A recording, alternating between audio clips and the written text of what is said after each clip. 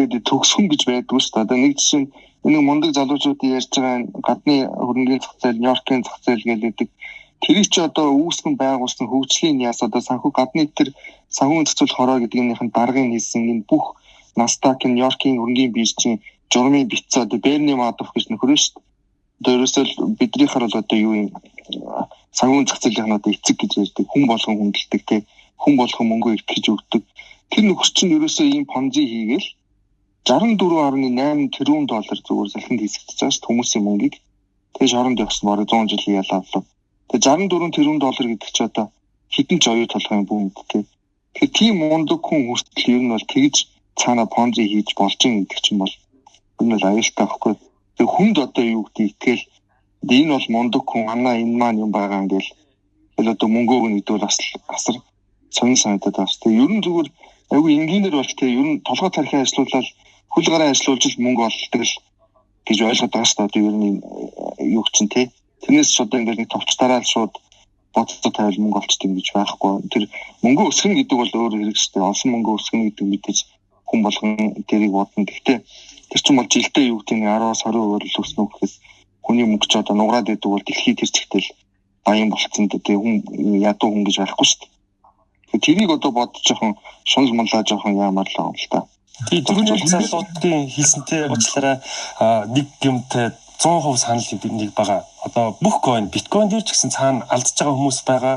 Үн ягаад тийшээ доошоос авалж байгаа, алдж байгаа, олж байгаа хүмүүсийн л тулаан нь бүх баг хоёрын тулаан л гэдэг нь шүү дээ. Арт coin дээр ч гэсэн заавал хохирогчд гарч ирнэ. Өөрийн мэдлгүй, мэддэггүй нь ерөөсөө хамаагүй бүх coin дээр ганцхан арт биш шүү. Бүх coin дээр бүх хувьцаан дээр ингээд алддаг тал нөгөө талд нь байгаа болохоор энэ зах зээл чинь хөдөлж байгаа гэдгийг сайн ухамсарлах хэрэгтэй байгаа шүү. Агаараас мөнгө гарч ирэхгүй шүү дээ. Хүн бас би хэлье гэж бодоод байсан. Ерөнхийдөө нөгөө хувийн мэдээллийн нууц гэдэг зүйл манайхан одоо яг масс бол нэг тийм чухал зүйл биш юм байгаа. За манайхан ч нэг тийм яг мэдээллийн жоохон тийм сөрөг юм дуртай хэрнээ хүмүүс нь сэтгэлдээ цагаах юм байна. Айгуу тийм гэрэн сайлгүй хүмүүс шүү дээ манайхан ч. Одоо цааш мэдгүй яг нэг PCR шинжилгээ өгөхдөө санаад байгаа юм л да бас нэг хэсэг бүлэг хүмүүстэй чип суулгачлаа байлаа гэдэг. Тэгэхдээ чипнийх нь одоо үндсэн зорилго нь юу юм гэдгийг жоохон бас бас бодохгүй байгаа шүү. Яагаад тэгэхээр тэр зорилго нь бол тухайн хүний нөгөө нэг бүх мэдээллийг авах гэдэг шүү дээ. Тэр хүн одоо хаа мэдээ юу хийж байгаа, яаж байгаа, ээж байгаа өдөр бүх мэдээллийг за энэ Pi Network-ийн миний түрүү хэлсэн энэ Pi Network болохоор тэр бүх мэдээллийг чинь гадны нэг компани аваад байгаа байхгүй юу? Тэ? Та одоо нэг юм хиймлэр нэг юм олборлоод хиймлэр ингээ мөнгөтэй болоод шүү дээ нөгөө. Гэхдээ өөрийнхөө бүх мэдээллийг өгнө бас авах. Хувийн мэдээлэл өгнө. Гэрээ хай паспортын зургийг сканертад явуулна. Дээрээс нь утасныхаа бүх датаг өгнө. За хамгийн огчч. За энэ мэдээлэл уул нь бол яг энэ юунд засалдаг бол айгүй үнэтэй мэдээлэл. Энийг одоо цааш борлуулдаг хэрэгтэй компаниуд нь маркетингийн аргаар ашигладаг. Улс төрийн сонгуулийн үеэр бол Америк дэлхийн бүх улс ашиглаж байгаа. Монгол ашигладаг болсон. Тэрийг нөгөө нэг манайхан бас боддуун болоо да гой тод жишээ биш. Манайхны сайхан гинэн цагаан нөгөө цагаан сэтгэлийн жишээ бол манай одоо Lendman гэдэг гоё аппликейшн гарч ирээд байна. Хүн болгон аваад зээл аваа. За уул зээлийн аппликейшн яг зээл авах мэдэхгүй баг гоё юм ингээд авсан хүмүүс байдаг. Зээл авах процесс нь яаж эхэлдэг вэ гэхээр өөрийнхөө онлайн банк руугаа нэвтрэх нэр нууц өгөөг өгдөг. Би одоо нэг өөр байгууллага тавьчих. Өөрийнхөө бид нар банка онлайн банк руу энэ банкыг одоо банкны нууц үгийг авчиж. Тэгээд тэрэн дээр хөлт сануулсан байгаа хөөхтэй. Нууц үгээ бидрийг осны дараа таах, бидрийг гаргахаар нууц үгээ солино. За би бол 99% нөхдүүдөө солиогүй л хамаалтай гэж бодоод байна. Тэгэхээр яг энэ одоо яг мэдээч би бол яг Lendman нөгөө тэр ажлыг хурдан амархан болгож тиймэрхүү хийсэн баг гэж бодоод байгаа. Гэхдээ нөгөө тал дээр яг энэ процесс өөр улсад бол баг хэрэгжихгүй байхгүй. Тэгэхээр манайхны нэг юм бизнес хайган сэтгэл маань нэг өдөр нэг юм буруу юмд одоо тий аваач хуй. Тэр одоо хууны Америкт жишээлбэл яг хөгжингөө орнууд харах юм бол хууны privacy гэдэг бол айгүй том асуудал. Facebook миний хувийн датаг аваад байна, Google миний датаг аваад байна гэж хүмүүс том асуудал болгож нөгөө хууль санаачлагч нөгөө өөрсдөө төлөөлөгч нарт байнга гомдол гаргаж ирж байгаа тийм. Манайд бол энэ талаар өнөөдөр нөгөө пост бичингүүд тэгээд жишээлбэл комментууд дунд нь дараа комментуудаас харахад бол нэг нуухантай шиг тийм. Чи одоо хинбэ тийм. Тэгээд нэг нуугдах юм бол байхгүй. Тэгэхээр зүгээр одоо яг тиймэрхүү сэтгэлгээ нь тэр нөхөр тэр одоо тэр оройноо PCR өгөхгүй л өгөхгүй чип суулгач нэг. Тэгэхээр нэг юм асуудал байгаад байгаа. Энийг бид нар уулын нэг гоё голдолт нь оруулж хийсэн гэж бодох юм. Яг үнэ зүгээр одоо зүгээр гудамжлуу гараад нэг хүнээс бид чанд ингээд 5000 төгрөгөө надад нэр бас регистр нугаар бүх юм өгч гэхэд яг манайх бүр шууд өгдөг. Одоо тийм нэг ямч тийм хувийн мэдээлэл хадгалах тийм чадвар ойлголт ухаан мэдлэг юусоо байхгүй байгаа юм л та. Яг тийм альткойн одоо P network зүгээр юм хүндэрсэндээ зүгээр ингээд сул мөнгө олноо. Зүгээр бүртгүүлээд орчихоо гингүүт хүн болгон бүртгүүлээд ордог. Ойроо хүмүүсийг оруулдаг. Баахан доор хүн нэмдэг. Тэр талаараа өөрсдөө айгүй хувийн мэдээллийг алдчихин, нийт хөрөнгө алдчихин, цаг хугацаагаа алдчихин. Тэ? Био дээр яг түрүүний би ярьжсэн нөгөө арт койныг ямар төрөвчөнд хаана их төвлөрөл байгаа вэ? Энэ ингээд нууц биш ингээд ил байж байгаа байхгүй юу? Энд дуртаа ороод харж болдог. Тэгээ био дээр яг тэр сайтыг ардын хотлор тэр валютуудыг заагаад өгсөн байгаа шүү. Шууд дараад харж болно. Тэгвэл тэн дээр байгаа статистикуудыг харангуут яг аавна гэсэн бодолтой ч юм уу ер нь яг шийдвэрт нь би нөлөөлөх байх гэж бодож байна. Маш жоохон койн л зах зээл дээр ирэлдэж байгаа шүү. Өчтөр тэр нэг өчтөр юм уу та нэг өнөөдөр нэг юм юу хийсэн мэс өчтөр нэг пост явуулсан шүү дээ. Тийм. Тэрэн дээр мань хүн нэг юу ярьсан баг шиг байсан. Жог хариулт юм. Яг харсан. Хэлж байгаагаар бол 2 тэрбум орчим арт койн нь тэр бакс гэдэг бирж дээр арилжаад явагдаж байгаа. Тэгэхээр нөгөө бирж арилжаа бол угаасаа нөгөө дотоод сүлжээгээр койн явчихж байгаа болохоор яг нөгөө этер сканер орж ирэхгүйгээр хийх бас боломжтой юм байл л дээ. Гэхдээ энэ нэг асуудал нь юу гэхээр чи нөгөө 2 тэрбум хүртлээ. Нэг 2 эхлээд бол 100 сая ч юм уу байсан байгаа шүү дээ. Тэгжээс 2 тэрбум хүртлээ өсгөд нэг данс тэр чинь зараад байгаа байхгүй. Тэр яг тэрийг бас бодож үзэх хэрэгтэй байна. Сайн уу. Сайн нэг арткойн дээр хэлэхэд нөгөө нэг энэ Etherscan-аас гадна цаад контракт нь смарт контракт нөөрөө юу яаж байгаа минт хийж болдог контракт байгаа хэдийч хэдэн ч coin шинээр минт хийгээд нэмжиж болдог тийм контракт байдалтай бас. Тэгээ ер нь смарт контракт нь тийм мундаг контракт бас биш. Ингээл юу боллоо л дээ тэ. Тэр хийлэл бол үржиж байгаа юм. Тэр ардынханд бас нэг тийм зүгээр суугаад ингээд байхгүй гоох татварч ажиллаж байгаа гоох. Тэгээ зөндөө бас санаа манаа бол гаргаж байгаа болов уу гэж бодож байна. Тэгээ татварч ямар ч байсан олон иймэрхүү асуудлууд ирж байгаа угаасаа. Өдөр болго сүүлийн үед үн өсөх тусам нөгөө дэмжиж байгаа хүмүүс байгаа ч гэсэн нөгөө талд нь асуудал хүмүүс олон болж байгаа. Тэгэхээр татварч тэр бүрэнд бас одоо улаан цагаан нэрээ төлөвлөлтөд яачихгүй байх гэсэн тийм олон одоо хүмүүсийн найдлага мэдээж ирэх байгаа шүү дээ. За өдрийн мөнд бүгдд нь. За би энэ арт койны дээр бас нэг санал хэлэхэд тэр ган үеиг захирал ингэж хэлсэн шүү дээ. Алдах хэмжээгээрээ ор гэж хэлээд бас байсан. Тэгэхээр бас бодмоор үг санагдсан. Яг гэхээр би бас сүлжээний бизнесийг 10-аад жил хийж байна. Гэхдээ бүтээгдэхүүнтэй бизнес хийж байна. Миний хувьд юу ч ялгаад байдаг вэ гэхээр нөгөө үнээр явал өхөр тэрээр туулаа гүйцэн гихчээр ямар ч хэлсэн бүтээгдэхүүнтэй сүлжээний бизнес бол алдах юм байхгүй юм байна. Ямар нэгэн койн хөдөлж авах энэ бизнес яг сүлжээний бизнес бол хотлоо юм бэ гэж ойлгоод байгаа.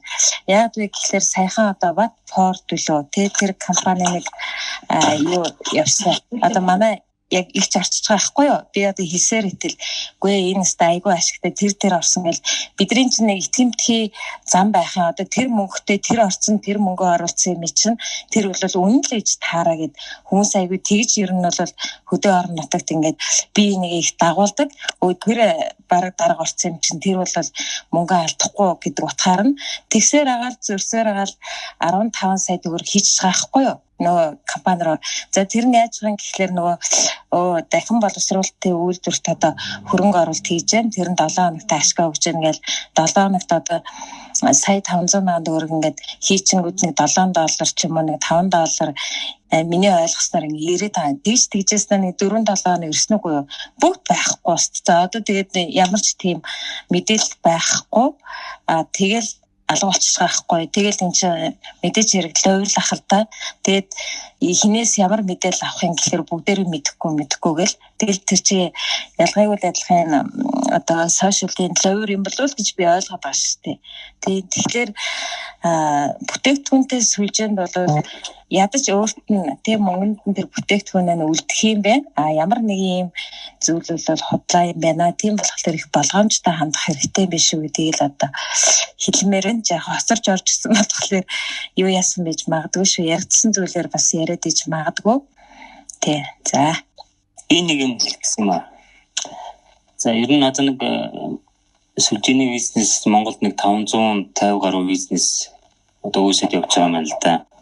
За сүүлийн 4 жил болохоор 181 сүлжээний бизнесийг болоод цагдаагийн газраас зогсоосон байгаа. За 2-7 хоногийн өмнө нэг 3 бизнес дээр бас дахиад хийж одоо 3 сүлжээний бизнесийг зогсоосон. 2 бизнесийг шүү. Тэгээд одоо дахиад шалгагдаж байгаа ерөнхийдөө үйл ажиллагаа нь нотлогдсон 3 бизнесийг одоо удахгүй бас нэг тал руу шийдэх байх. Тэгэхээр ерөнхийдөө цаашдаа нэг иймэрхүү сүлжээний бизнестэй яг аль нь одоо хүмүүстөө буруул гэдэг янз бүрээр яриад байна. Тэр мөрийг ингэж шийдэхийн тулд цагдаагийн газраас юм уу за захин хэмжээрээс судалдаг бас хэсэг газрууд байгаа шүү дээ. Тэндээс бас нэг хүмүүс энэ бил ямар вэ гэдэг санаатай байна. Яг л одоо зүгээр ийм имэйлийн сүлжээ чинь ерөнхийдөө ямар хөө орн нутаг одоо Монгол шиг тиймэрхүү хөгжиж буй иймэрхүү нөхцөлтэй орнуудад их тохиолдож байгаа. Тэгэхээр одоо манай админуудын талаар бас бодож байгаа юу? Бас энэ талын хариуцсан одоо энэ дотор хуульч байх шиг байна. За санхүүгийн мэдээллийн өмнөс байна. Тийм л одоо бас бусдыг одоо орсон нэгийг орхож байгаа нэг одоо татаж гаргахын тулд төлөөс нэг юм хийх хэрэгтэй байх л та. Одоо хараад байхгүй гэсэн. Ямар бодолтой байгаа вэ? Найзууд донд яг тэр юу алгалтаа тэр цагдаагийн газрын хүн тийм байвал уг нь юмчил зүгээр л байх л та. Тэр нарийн мэдээлэлтэй байх л та. Би дараагийн хугацааг хизээ гэдгийг мэдчихвэл цагдаагийн газар захин хамтын ажиллагааны хэлтээс тэднээс нэг 2-3 хүнтэй холбогдоод боломжтой болоос дагуулад ороод ирэхийг бодъё. За зарим нэг бизнес одоо иймэрхүү төрлийн бизнес эрхэлдэг хүмүүсээ бас хэлээ. Тэгээд яг энэ төр нээлттэй өнөө худлаа яг нээлттэй ярилцъя гэдгийг ярилцъя.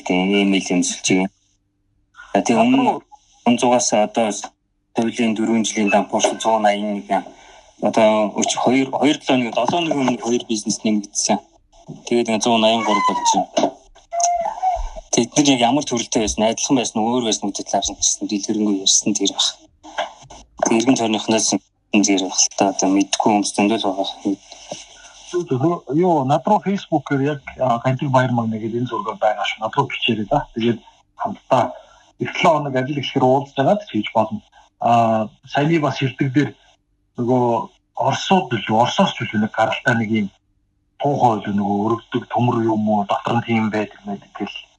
Тэр шиг нөгөө өдөр болгоно тийм шинэ гарч ирж идэг баг те нэг хүнэлдэг гоё юм хоол хэвтэй будаатай хайртай шиг гэл. Тэгэхээр ханаас хөлтөөр мэдээж нэггүй явах хэцүү байдаг байх л та. Гэхдээ ингэ одоо ингэ томроод байгаа. Ялангуяа энэ түрүү нэг сая хүлээж ш нөгөө би бас байх хэлээд гэдэг нөр ядаж орифлемийн гарын тос бас тостой байна гэдэг чинь нэг өөрөө тий. Энэ зүгээр гар утсан дээр нэг тоо харуулаад байгаа сүлжээ өөрөө бол хамгийн юугүй хамгийн бид нар одоо сэргийлэх ёстой байна. Энэ болохоор одоо хэрвээ цагдаа тийм цахимнууд үү тэнцэх байгууллагууд одоо энэ дээр бас уул нь бол тий цахим одоо гэмт хэрэгтэй тэнцэх тийм цахим орчинд ажилладаг байгууллага цахим орчинд бас жоохон тийм байр суурьтай тэр нэг том олоонд хүрдэг тийм байвал бас зүгээр байх гэж бодож байна. Тэгээд яг хов хүмүүс иймэрхүү хийгээ явахлаар ерөнхийдөө нэг ажлуулаад одоо сүлжүүлэгдээд айлгаад ингэ явчихдаг тохиолдол байдаг болохоор тийм хуулийн тийм байгууллага байх юм бол бас хүмүүс арай өөрөөр хандж шүү дээ. Энэ платин coin гэдэг тэгэхээр дампуурах магадлал нь лүүрийн магадлал нь бага байт юм бол энэ талаар нэг тодорхой мэдээлэл авч болох уу? Баг гэж хэлмэдэхгүй. Тэгээд нөө сайжруулсан one point гэдэг байгаа шүү дээ. Тэгээд одоо хэзээ нэг өдөр алга болох уу? Би бас нэг юм асуух гэсэн. За.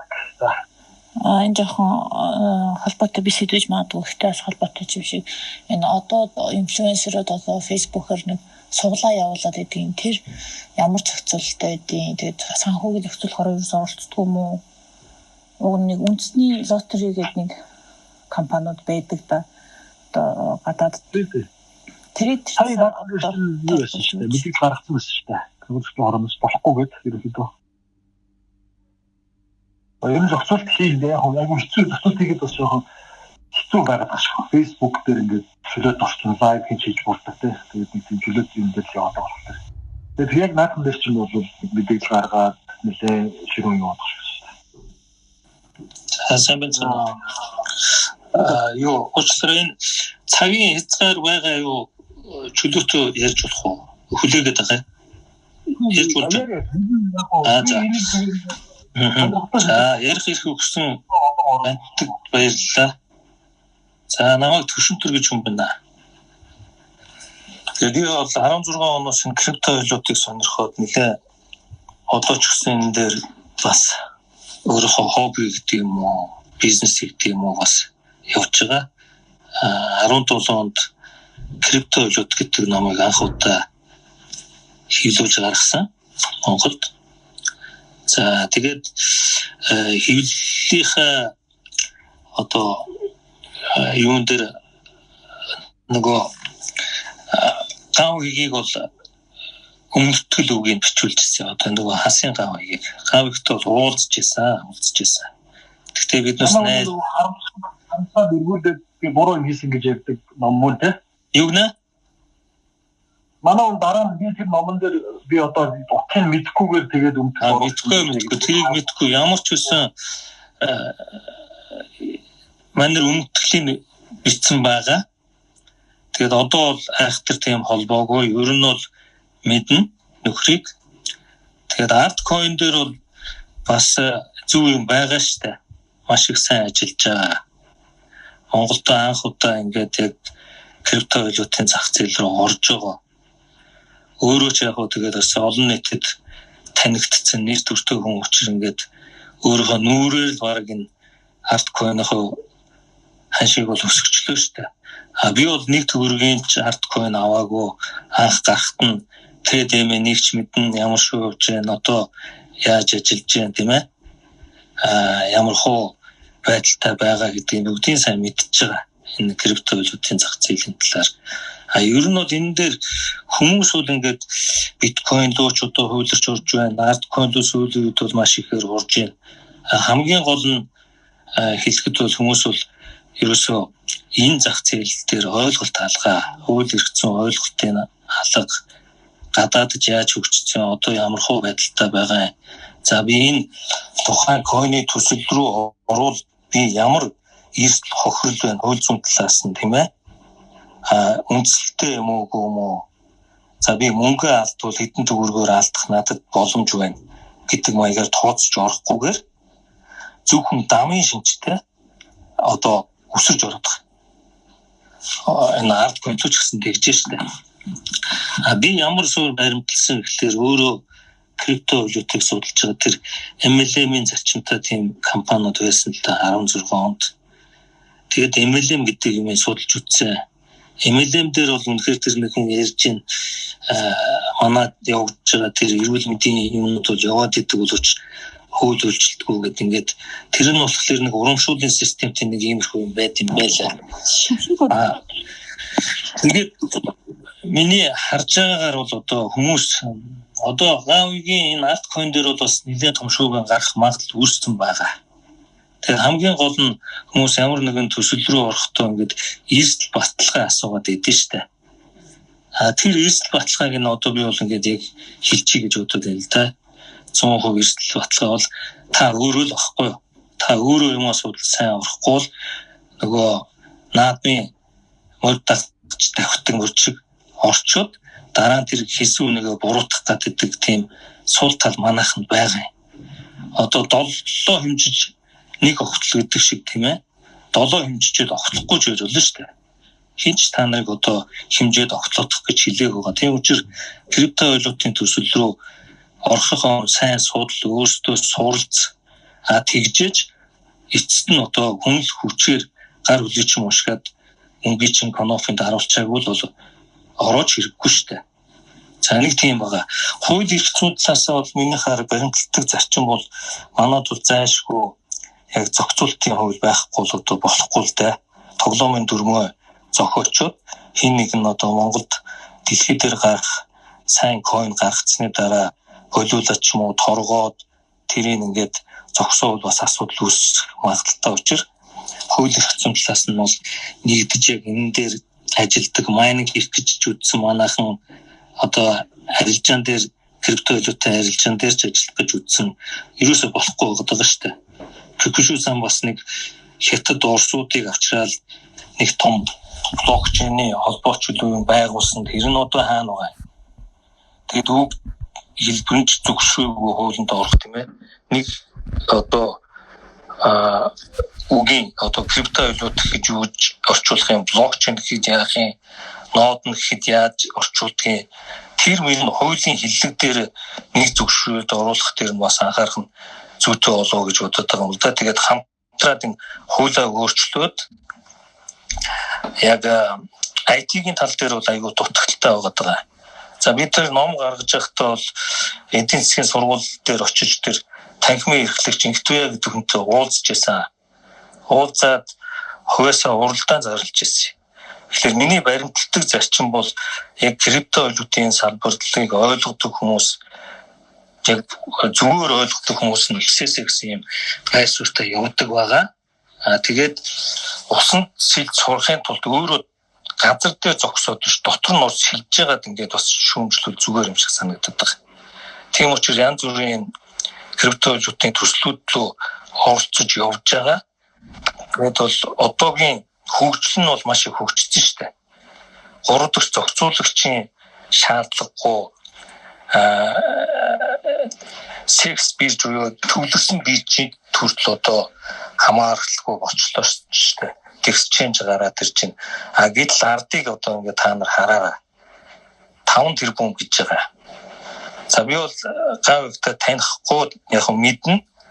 Арткойн аваагүй сайн юм байгаа. Сайжруулахын тулд бас энэ дутагдaltaй юм засаасаа гэдэг талаас нь би бол өөрийнхөө тэр хэвби 24 гэдэг сувгуудаар мэдээлж байгаа та нар ороод үзэж болно.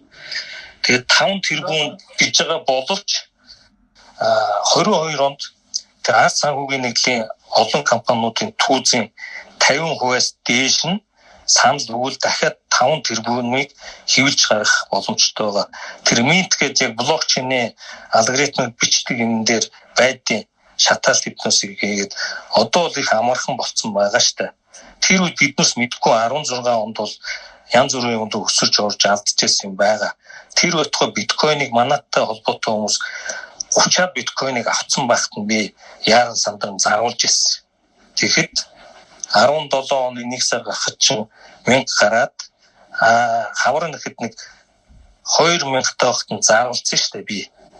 Гээд нэг алтан шүттэй нэг Латин Америкийн нөхрөөс авчихсан. Гэтэл та нар мэдээ хэд болсон дараа тийм ээ 17 оны 18 оны эхэнд 20 болчихсон. Яг энэтэй ижилхэн юм яваад байгаа учраас ингээд хин нэг буруутгахгүй. За ард дээр ямар нэг юм үсгэд бол гаан үеийг бол буруутгахыг бол би зөвшөөрөхгүй. Та нар өөрсдөө буруутгах. Тэгээд хөгжил дээр нь тэр хамтарч ажиллах хэрэгтэй байхгүй юу? За биржүүд гэж манад трейдмэн гараад ирчихсэн байна. За гантик чи өөрөө биткойн ихсийг хийх чинь те. Хөгжил хүнд хэрэгтэй юм ярил яасан бэ? Би бол хэрэгтэй яриад юм гэж бодоод байна. Айгуу тодорхой гэдэг хүнээс асууч идэх үү? Төсөнд төр гэдэг хүнээс юм асуух гэсэн. За тэгээд энэ дээр та нөгөө OneCoin Mongolia-гийн үүсгэн байгуулагч төсөнд төр. Тэгээд тэрэн дээр би үгээ дуусгачих уу? Хүмүүс жоохон хүндлээд айгуу тодорхой бөгөөд тавчаа бол айгуу зүгээр хаа. Нэг юм ерөнхийдөө давтаж яриад байна. Саяны энэ төвшин дээр анхыг би яриа өөрөөс нь асуумаар байгаа. Монгол одоо OneCoin-ыг оруулж ирж нэвтрүүлэхэд нэлээд том үүрэг. Гэхдээ харин асуусан чинь гараа авчих шиг болох юм. OneCoin-ы Монголд хөөсөн байгуулагч гээд. Тэгээд бид энэ хүнээс бас яг хоёр төвчтэй суулж өдөртөө явж идэг юм уу? Одоо ингээд харин Монгол ингээд Монгол хариуцлага үзэх юм юу байхгүй. Сая бол ерөнхийдөө өөрийнхөө байр суурийг мань хөөчихсөн шүү дээ. Би одоо оруулсан хүндүүгээ та нар буруу орчин гэдэг тийм. Өөрсдөө гомд гэдэг шүү. Яг нь тэр бол худлаа үгс биш. Гэхдээ зүгээр өнөөдрийн OneCoin-ы байгаа хүн бол тэгж хэлэх магадaltaй болов гэж бодлоо. Сая гараа авч юу бол өөрөөс нь зүгээр асуугаад айгүй нөгөө юм дайр тавьчихгүй. Ингийн яриа үүсгэрэн. Тэр нь юу гэхээр өнөөдөр OneCoin гэдэг яг юу болж байгаа юм болоо гэдгийг бас би гарч яваагүй намайг гаргачих шиг болох юм. Энэ дээр болохоор би яг 16 онд ойлголтгүй блокчейнтэй гэдэг ингэж явж исэн боловч тэр компани эмхтэн Ружа гэдэг хүүхэн бүгдийг хуурцсан л багхгүй. Блокчейн байхгүй. За тэгээд сүүлд нь тэр OneCoin дээр ажилладаг хүмүүс энд дишекрет хийхэд нь бол би маш их эсэргүүцчихсэн. Би ямар шүүр баримталж байгаа гэхээр монголчуудын нэг төгрөгч гэсэн юм худлаа Ponzi ч юм уу блокчейн үеийнхтэй зурлах хэрэггүй байхгүй юу? Оруулах юм мөнгө. Би тэгээд манай тэр та хүний яриаг сонсох. Таны яриаг бол нэлээд хангалттай сонссон шүү дээ. Төвшин дээр. Би танахантай одоо мэтгэлцээ хийж ирсэн. 2017 оны үед шүү дээ. Та тэгэхэд хажууд нь зогсож исэн байхгүй юу? Сууж исэн байхгүй юу? Тэгэхэд би танаа энэ бүх юмыг би дэлгээд ярьж ирсэн. Тэгэхээр танаа одоо нөгөө лекц уншдаг гоё залуучуудтайгаа ирээд та ч бол артлын дээр нууцтай тийшээс ондөглөө ерөнхийдөө те бид нар бол ирээдүй гэж ингээд яриад явж ирсэн. Би одоо тэрийг тоо санаж. Тэгэхээр яг өнөөдөр та ингээд бид нар багтуулчлаа гэж хэлж байгаа нь айгүй бас хэцүү шүү дээ. Одоо Монголд 15,000 гишүүнтэй илүү болсон шүү дээ те. Тэгэхээр энэ процесс юу болж байна өнөөдөр одоо цаашдаа яах вэ?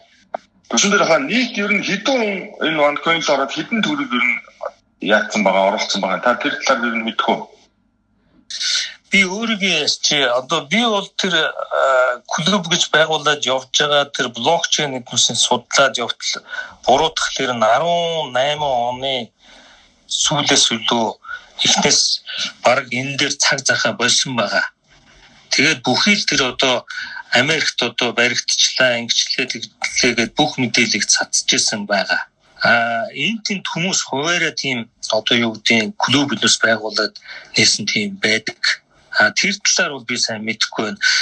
Ганцыг бол яг би тэр нэг блокчейний тухай ярихт нь очиж уулзж ирсэн юм аа.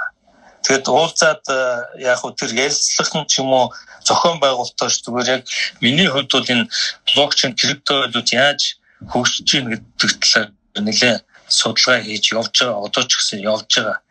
Би тэр яг уулзалт дээр нь байсан. Яг хажууд нь тэгэхэд OneCoin-ийн гантрыг бас л барьж идчихсэн да. Нэлээл гантрыг анхнаас нь маш сайн сануулад эрсдлийг ийм эрсдэл байгаа. Ард нь блокчейн байхгүй гэж баг хамгийн анх дуурч эхэлсэн хүний нэг баггүй. Тэгэхэд та тэгээд мэдсэн юм бол тэрнээс судалгаагаа дотоо хийчээд ингэж хүмүүсийг оруулсан. Одоо хүртэл ингээд настай имэнэр, настай ихчнэр OneCoin-тай тэрийг мөнгө болно гэж итгэж хүлээж идэг. Баг 90% ингээд тэр итгэл нь хэвээрээ байгаад идэг. Энийг одоо та тэрийг хүлээж шуурсан бол нэг тийш нь шийдэж болохгүй болвол ер нь бол баг та тэр гавыг ахаа хэллээ шүү дээ.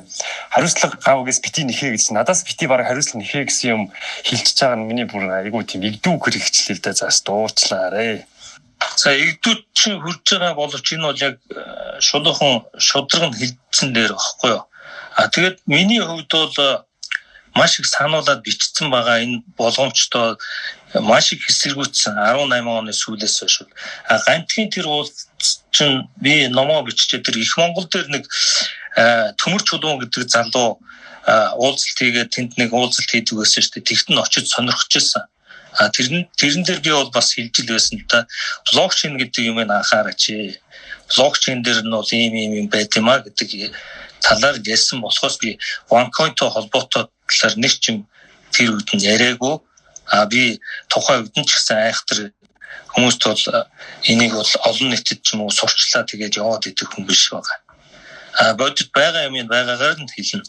Одоо ч гэсэн. Энэ бол тэр дүүн нэг Америкт баригдсан болохоо үлдсэн төсөл багхгүй. Ер нь бол дэлхийн нийтийг хуураад тэр 3 чөлөө 15 тэрбум төгрөг цуглуулад алга болцсон л асуудал байгаа шүү дээ. Харин та гэдэг нэг юм юу ч болоогүй юм шиг айгүй гоё ярих юм. Одоо Монголоос бидэнд 400 тэрбум төгрөг гаргацсан койноор. Тэр дүүн өө тэнд баригдсан юм байлээ шүү дээ. За тэр таны яриад байгаа Ружа гэдэг эмэгтэй чинь доор групп алга болоо хэдэн жил болж байна.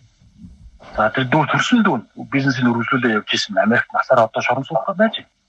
За тэрний өмгөөлөгч нь 20-30 жилийн яг авсан байж. Ингээд одоо нэг энгийнээр ярихад нэг тийм болоод байгаа. Тэгэхээр яг энэ мэдээлэл нөгөө OneCoin-д хүрсэн болов. Яг тэгэхээр би нэг хүрэх гэж үзсэн чинь нөгөө CNN-ийн мэдээг наач худал мэдээ гэж над руу хэлээл. Тэгээд за би ер нь стандарт тэмээ гэхээр ямаа гэж цаашаа ярих бол надад бол үнэхээр таныг бол над хүмүүс чинь мэдж байгаа. Та чинь тэр дунд байсан ихлүүлсэн хүмүүсийн нэг те. Тэгэхээр та бол би нэг эсэргүүцэж хэлсэн гэдэг байгаа. Тэгэхээр яг тэр үнэхээр бодит газар дээр тэр хүмүүс мэдсэн болов. Яг тэгэхээр 18 оноос хойш та яасан гэж 18 оноос хойш 30 мянган хүн шинээр нэмэгдээд орсон шүү дээ. Харамсалтай. Тийм миний хувьд гэхэд өөрөө бол 100-аад мянган евро тэнд байршуулад алдсан байгаа. Биднүүсийн өгдөг сайтар яг бүх энэ одоо юу гэдэг асуудал хүндэрж гэнэ гэдгийг тухайн үед нь өөрсдийн тэр мэдээлэл сүгээр тавьж ирсэн. Тавихад бол тэр одоо тэр бусад бас энэ OneCoin-д орсон ч юм уу тийм хүмүүс бол над руу маш их дайралт хийсэн тийм бодиттой баримтанч байгаа, бичлэгэнч байгаа, мессежээр харьцаж ирсэн юмнууд нь ч байгаа. Тэгэхээр би бол одоо тэр Ружа биш, би бол тэр Америкт өргөцсөн дүүн биш байхгүй. Бас л нэг өөрөө хохирогч байгаа шүү дээ. Миний одоо яг яагаад намайг одоо буруутгах гэдэг би тэр ийм асуудал болж байна гэдэг тэр мэдээллүүдийг тавьдсан буруутгах гэдэг нь яах гэдэг нь би тэрийг бол ойлгохгүй байгаа.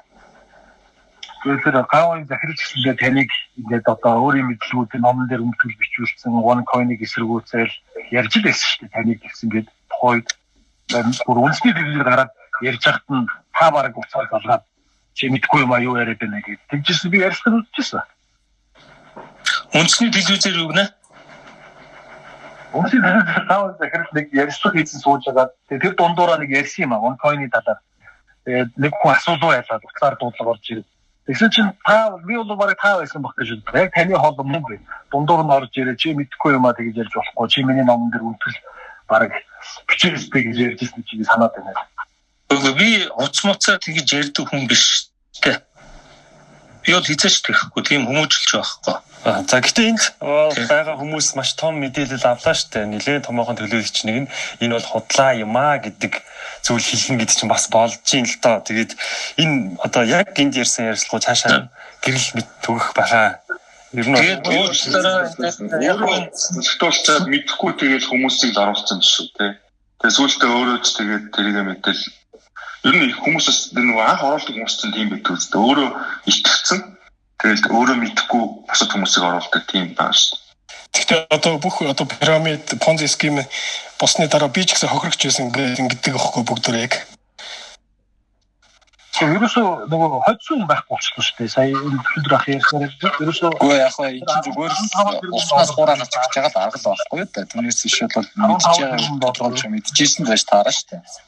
Тэгээ би энэ ахын ярилцлагыг бас үзчихсэн юм аа. Тухайн үед энэ ах хүн чинь 99-10-т дугаартай одоо нөгөө зүйлээд OneCoin-ы чинь тэгээ би ч одоо OneCoin-ы буруу гэдгийг мэдсээр байгаа мөртлөнгөөс баг авахар хэмжээний чихэн дээр цэцэг уур болж ярьдаг юм байлээ.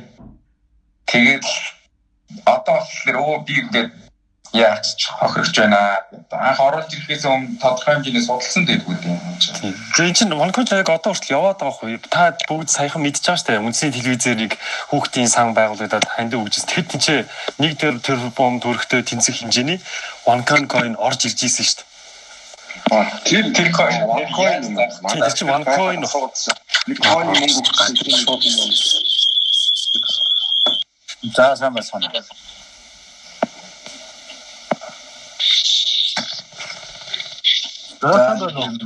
Тэгээд өдрийн гүрээ тэгээд одоо ингээд саяны сонсон зүйл дээрээс болонгод маш одоо хүмүүс хэрэгтэй юм ярьж байна л да. Одоо энэ одоо төвшин төр гэдэг ах хуч одоо яг тэр явж исэн зүйлийг одоо үгүйсгээд одоо бидний одоо ойлголтыг одоо үгүйсгэсэн тийм хандлага гарч иж илэн л да. Тэгээд тэр хүн чинь угаасаа тэгээд тагаад бүгд л хэллээ шүү дээ. Юм чи юм хүн байдаг.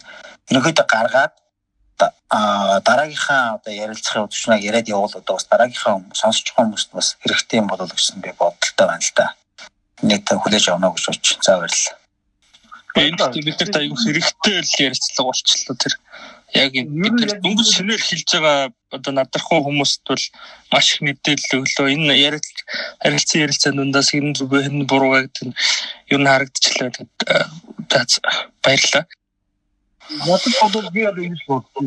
Сая бас бид нар ярилцлаа шүү дээ. Энэ жил ингэсэн. Би одоо анх удаага OneCoin хийдэг хүнээс окей бидний буруу одоо ингээд энэ чи ингээд юм алдаа байсан юм а би уучлаа гэдэг үгийг сонсож байгаа байхгүй юу. 4 жил одоо энэ тухай ярьсны дараа тэр ийм л бити болчихсоо гэж би үсэж байгаа байхгүй. Ягаад гэхээр яг эцэст нь яг ийм л юм бол би өөрөө өлтүүлсэн шүү дээ. Би өөрөө хохирчтэй гэдэг.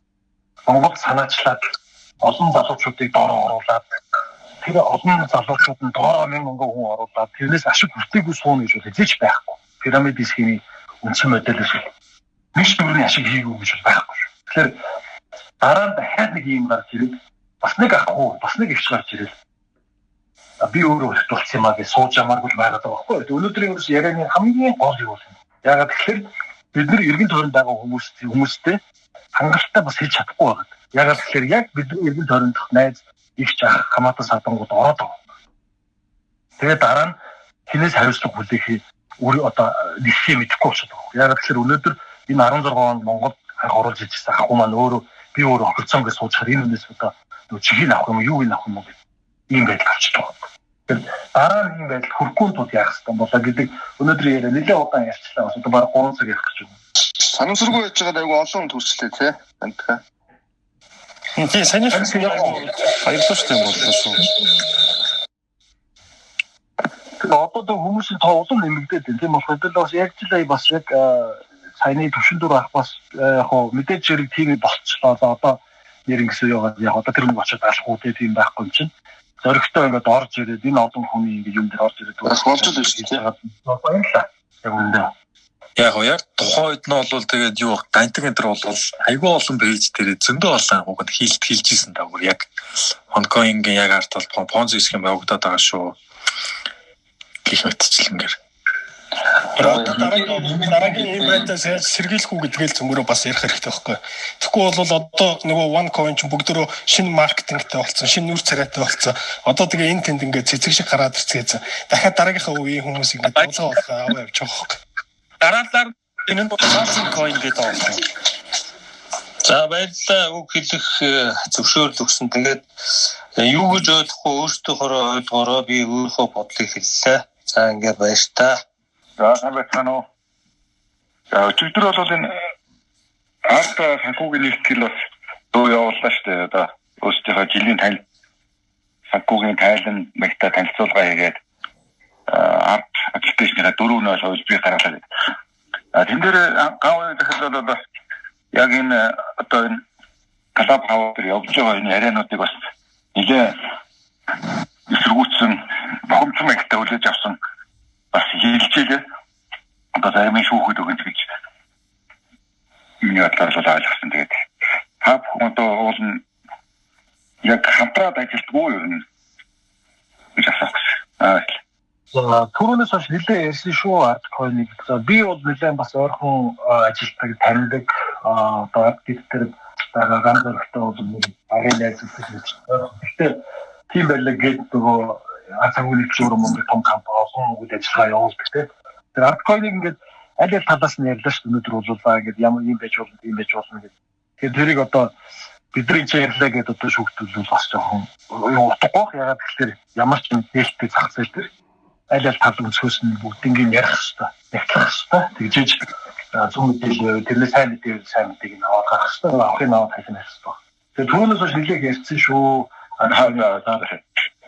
Одоо сая энэ OneCoin-ийн талаар үнэхээр одоо ихний оруулж ирсэн хүнийх нь мэдээллийг аваад үнэхээр их зөв мэдээлэл авлаа. Энэ Үнэхээр нэр орсон хүмүүс нь одоо хүртэл ичээд яваад байгаа байхгүй.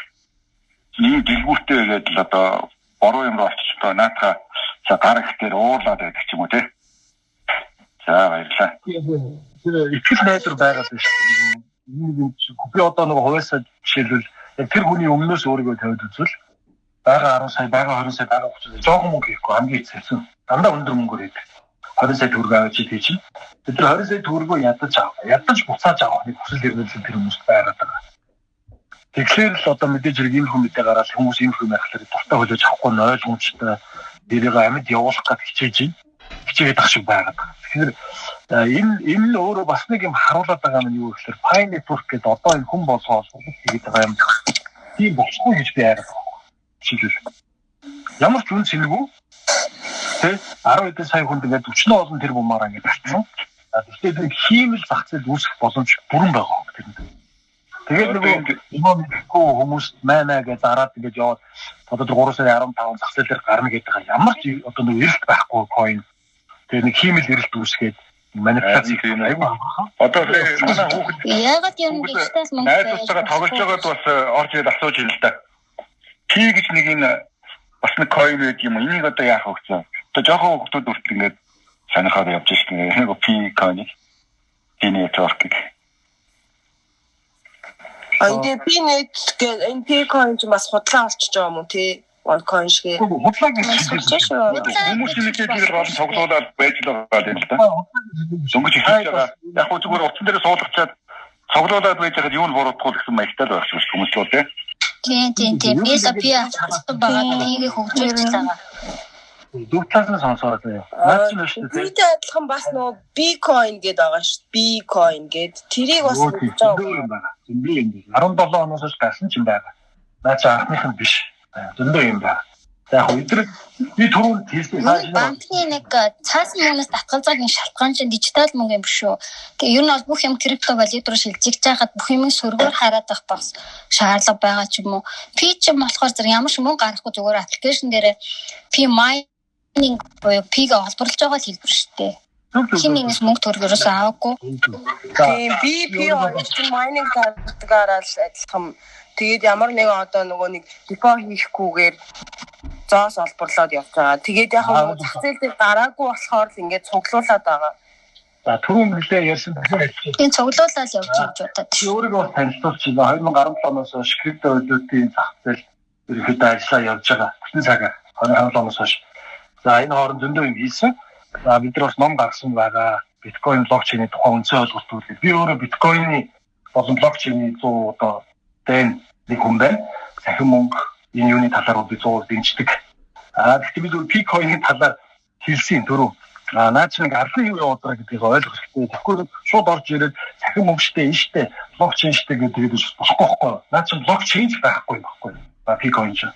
Блокчейн орхон 10 сая хүн өдөр болгон 30 секундын реклам үзэж нэг хүмүүс ашиг хийж сууж байгаа тийм платформ баггүй юу? Тэр би нэг үнэнгийг хэлээд байгаа.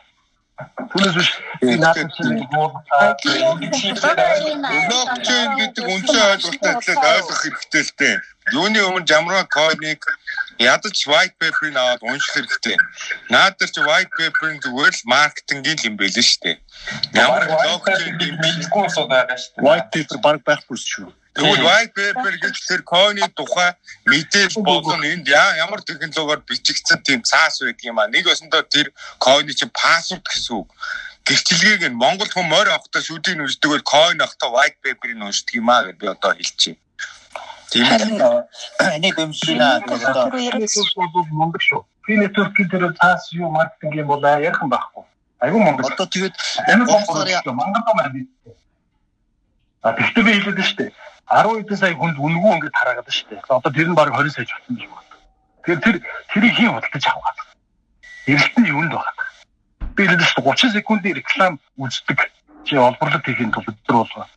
Тэр чинь цаана чи мөнгө хийгээд тэр хүмүүс ашиг хийгээ суугаад шүү дээ.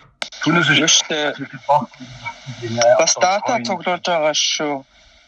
Би дата цуглуулж байгаа. Таны одоо тэр чинь бүртгүүлээд нэг verification хийхин тулд паспортын зураг бүх юм өгдөг юм билээ. Таны бүх нэг төвийн мэдээлэл чинь аав. Тэгээ яг Facebook яг энэ бас яг артcoin бас яг адилхан биз тийм ээ. Тийм мэдээлэл авах шүү дээ.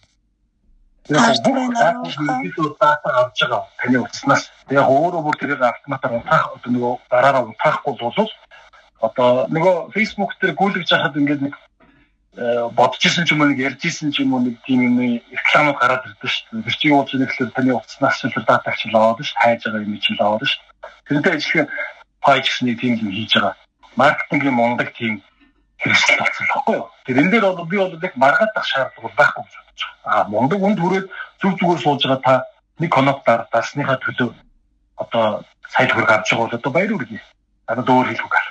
Ер нь бол өмгүй юм чин холгоны авахнд байдаг гэдэг үгийг бас санах хэрэгтэй байхгүй. Зөв зүгээр нэг өдрийн дотор танд ингээ 20-30 доллар өгж ийн гэдэг чинь тэр цаанаа шал ондоо юм байгаа байхгүй.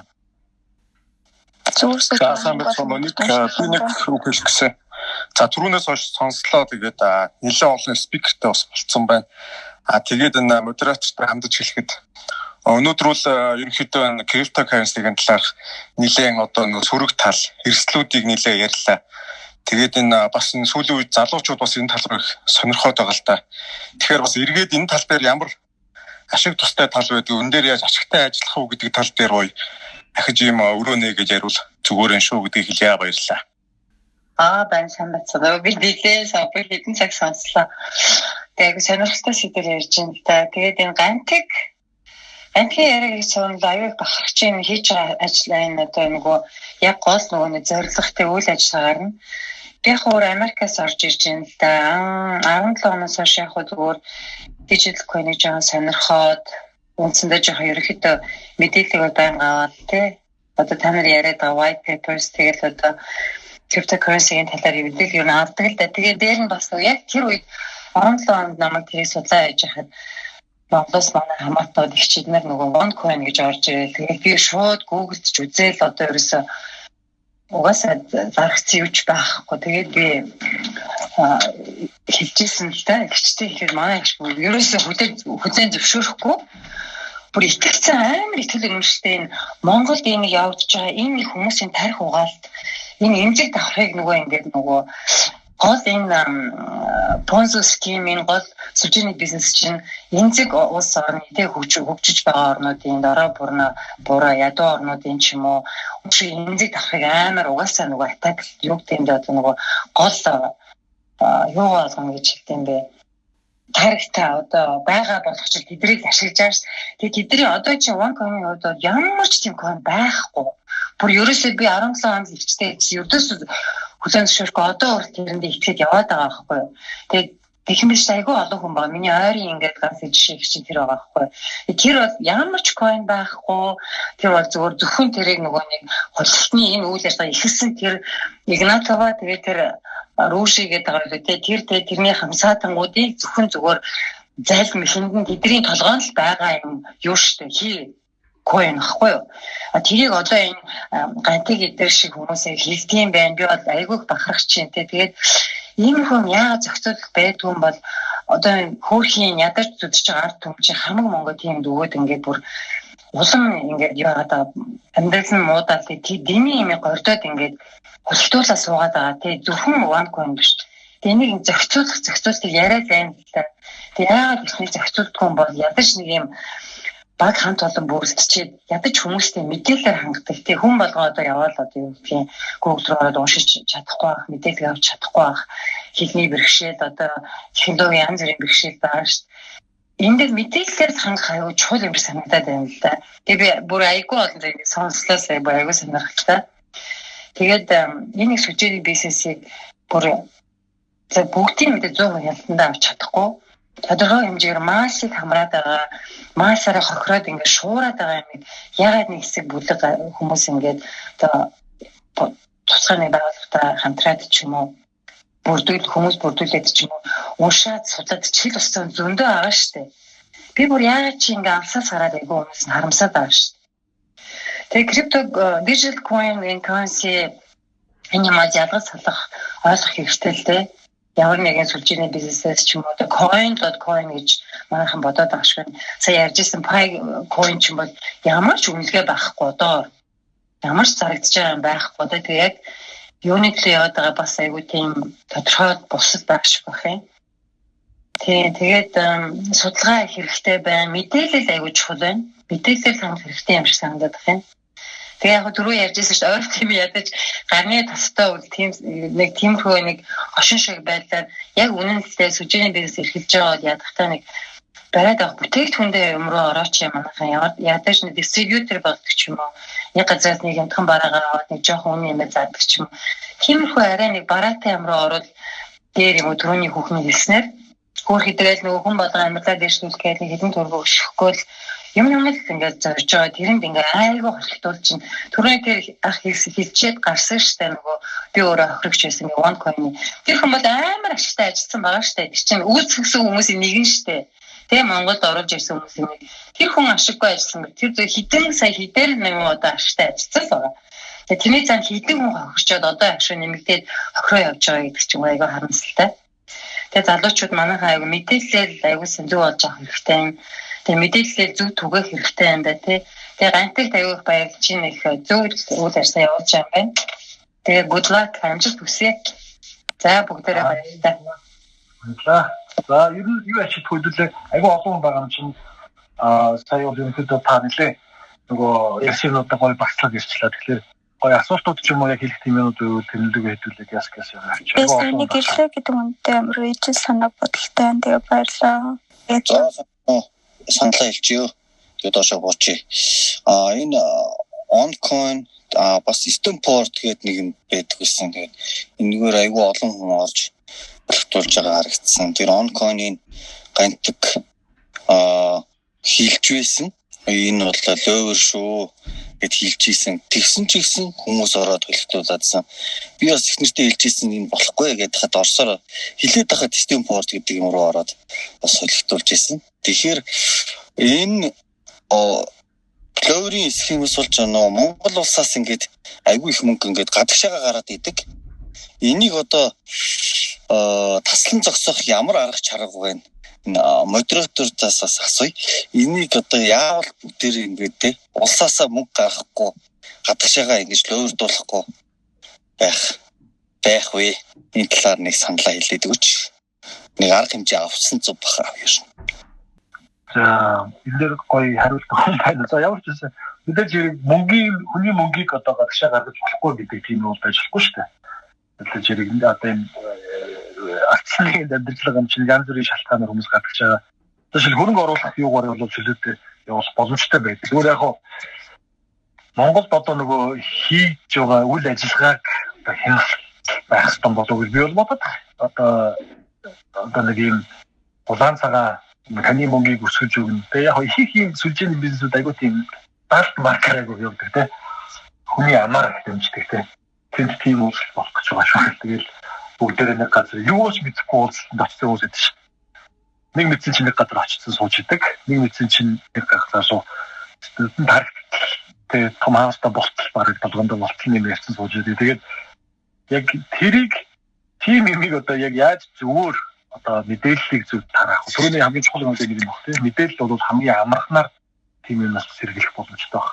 Зөв суугаар, зөв хэлээр, зөв одоо автомжаар ч юм уу яг нэг тийм зөв нэг тийм практик хүмүүст хүргэх юм бол хүмүүс бас эхлээд очихоос өмнө бас нэг тийм юм дуудагдахтаа гинт бас бодно шүү дээ. Өнөөдөр нэг тийм яриад байсан шүү дээ. Энэ нэг яг жоохон нэг тийм одоо YouTube очихгүй тийм нэг тийм бодол очихгүй юу зүгээр тийм хоосон цагаан цаас очихгүй энэ бас юу гэж магадгүй шүү гэж очивол бас энэ арай өөрөө хэлж авах гэж зүгээр би бол бодоод байна. Тэр би нэг юу нэмэлт саяны үний юм дээр тэн цагт нөгөө capital control гэдэг ойлголт байдаг. Монгол улс бол capital control-т орно биш байхгүй. Тийм болохоор тухайн хүний хөрөнгө оруулалт юм уу гадаад төлбөр тооцсон юм уу ямар нэг зүйлд бол хяналт тавих хязгаарлалт тийм биш ханшив төвч ханшин систем тийм орон болохоор илүү тийм яг энэ хөрөнгө оруулалт өөрөө зөв үү буруу юу гэдгийг тухайн хүн өөрөө шийдвэр гаргадаг байх хэрэгтэй. Энэ эрсдэлтэй юу үгүй юу гэдэг тал дээр түр хувийн хвшлэн хамтраад тэр мэдээлэл хүмүүс санхүүгийн хэрэглэгчдийн боловсролыг сайжруулах гэдэг тэр тал руу бол илүү ажиллах хэрэгтэй. урд хөршин орончин болвол яг capital control-т орж хичнээн хэмжээ гарч ийн орж ийн гарахгүй яадгүй дүү хөв хүн шилжүүлэхгүй яахгүй энэ төр гэдэг. Монгол улсын эдийн засаг тогтолцооны хөв тийм орн биш л хүмүүсийг шууд тэгж болон тэгж болохгүй хийж гаргалж байна. За би нэг юм блээ доошо боочээ. Тэгээд хөрөнгөний зах зээл дүнгиж орж байгаа хүний асар үнэтэй мэдээлэлүүд авлаа та бүгдэнд баярлалаа. Тэгээд яг энэ сая нэг юм дээр бол бас нөгөө дор бүрний хүн болгоны ловер энтер гэдгийг сайн би энд ойлгуулж тийм эсрэг тийм бүлэг бас байвар юм шүү. Нэг няцааж баталгаатай няцааж YouTube, Facebook, Instagram-аар юм бомбар ч юм уу энэ талаар тиймэрхүү байвал бас яг би нэгдэж шүү.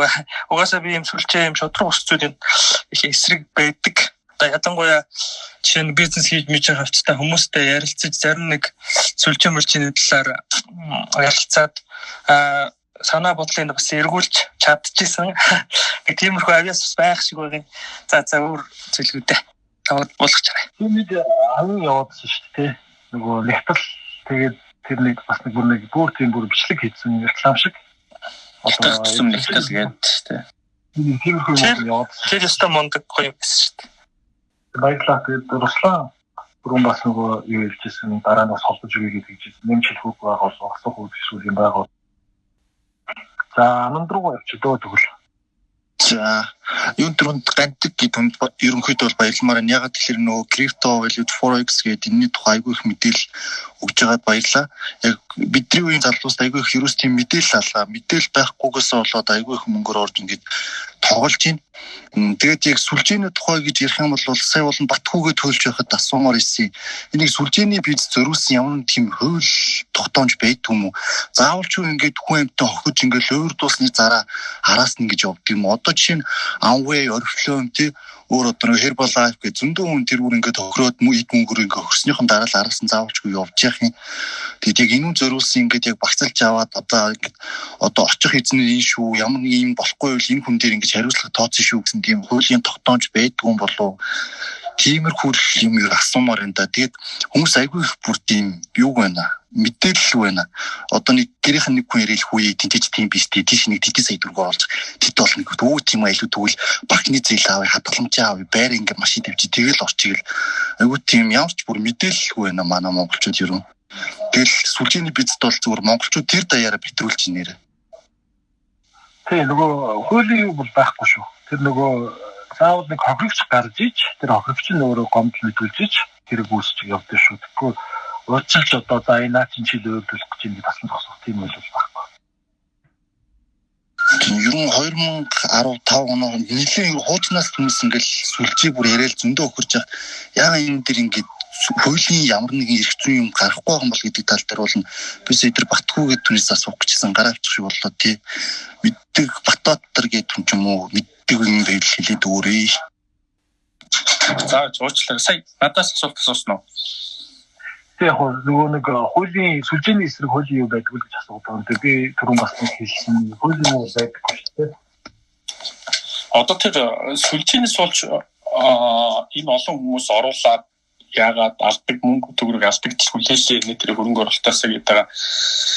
Энэ зүйлч яг тодорхой хохирогч гарч ирээд тэр нь гомдол болоод тэгээд яг хөлс хөлөх байгууллагуудад тодорхой процессор явж иж тэрийг шалгагдаад хэрийг нэгээд тэгж явдаг юм билээ. Тэгэхгүй бол одоо жишээ нь зүгээр хөлс хөлөх байгууллага ч юм аль нэг төрлийн эрх бүхий байгууллага нь хүмүүс хөрөнгө оруулсан энэ дээр алдаад байна гэдгийг нь хэн нэгэн ярьж нотолж тодорхойлоогүй байхад жишээ шууд орох тийм эрх зүйн их нь өөрөө байдгүй аль нэг юун дээр хөлсгөл байгууллагууд. Тэгэхээр тэр талаас нь илүү яг тийм тодорхой хохирогчтой байвал шууд хэрэг үүсэл асуудал тэр юм шийдэд явахд бол болохгүй зүйл байхгүй л байна. Манай байгууллага юм бол яг тэр чиглэлээс нь яг энэ асуудалд ханддаг байгууллага биш болохоор арай бас өөрчлөлт. За баярлалаа. Дараагийнхаа хүнд орчих Орсоо. За бүгдэнд нь орой мэнд хүргэе. За тэгээд надад нэг асуух юм байна л да. Одоо шинээр coin авж байгаа хүмүүст яг топ 3 зөвлөгөө гэвэл юу хөө? За жишээ нь одоо шинэ coin-ууд байна шүү дээ. P-coin, B-coin, сая солонгосын нөгөө hang coin гэнэ тэднийг авахд яг нэг топ 3 зөвлөгөө бол За эхлэн ямарсан тэр нөгөө white paper гэдэг зүйлийг бас харах хэрэгтэй юм шиг байна тийм ээ. Тэгээд иймэрхүү жишээний нэг 3 зөвлөгөө өгчээ гэж. За одоо тэр Bitcoin мөн би авахгүй шүү дээ шүү дээ. Зүгээр л олборлын юм шүү. Тэгээд за криптогийн зөвлөгөө өгөхгүй. Өнөөдөр хэдүүлээ яг л энэ пирамид сүлжээ за крипто дээр байгаа энэ сүлжээний бизнесүүд одоо тэрний талаар юу их үү ямар одоо гаргалгаа байна гэдэг талаас нь ярьж байгаа шүү. Тэгээд яг тийм зөвлөгөө одоо крипто яриг юу хэдүүлээ дараа нь тухтай яриг. Өнөөдөр одоо энэ дээр нэлээд удаа явсан болохоор яг энэ лөө тэгж нэг ороод хамаас олон сонсож байгаа болохоор яг сэдвүүдтэйгээ байсан дээр хаа гэж. За баярлалаа.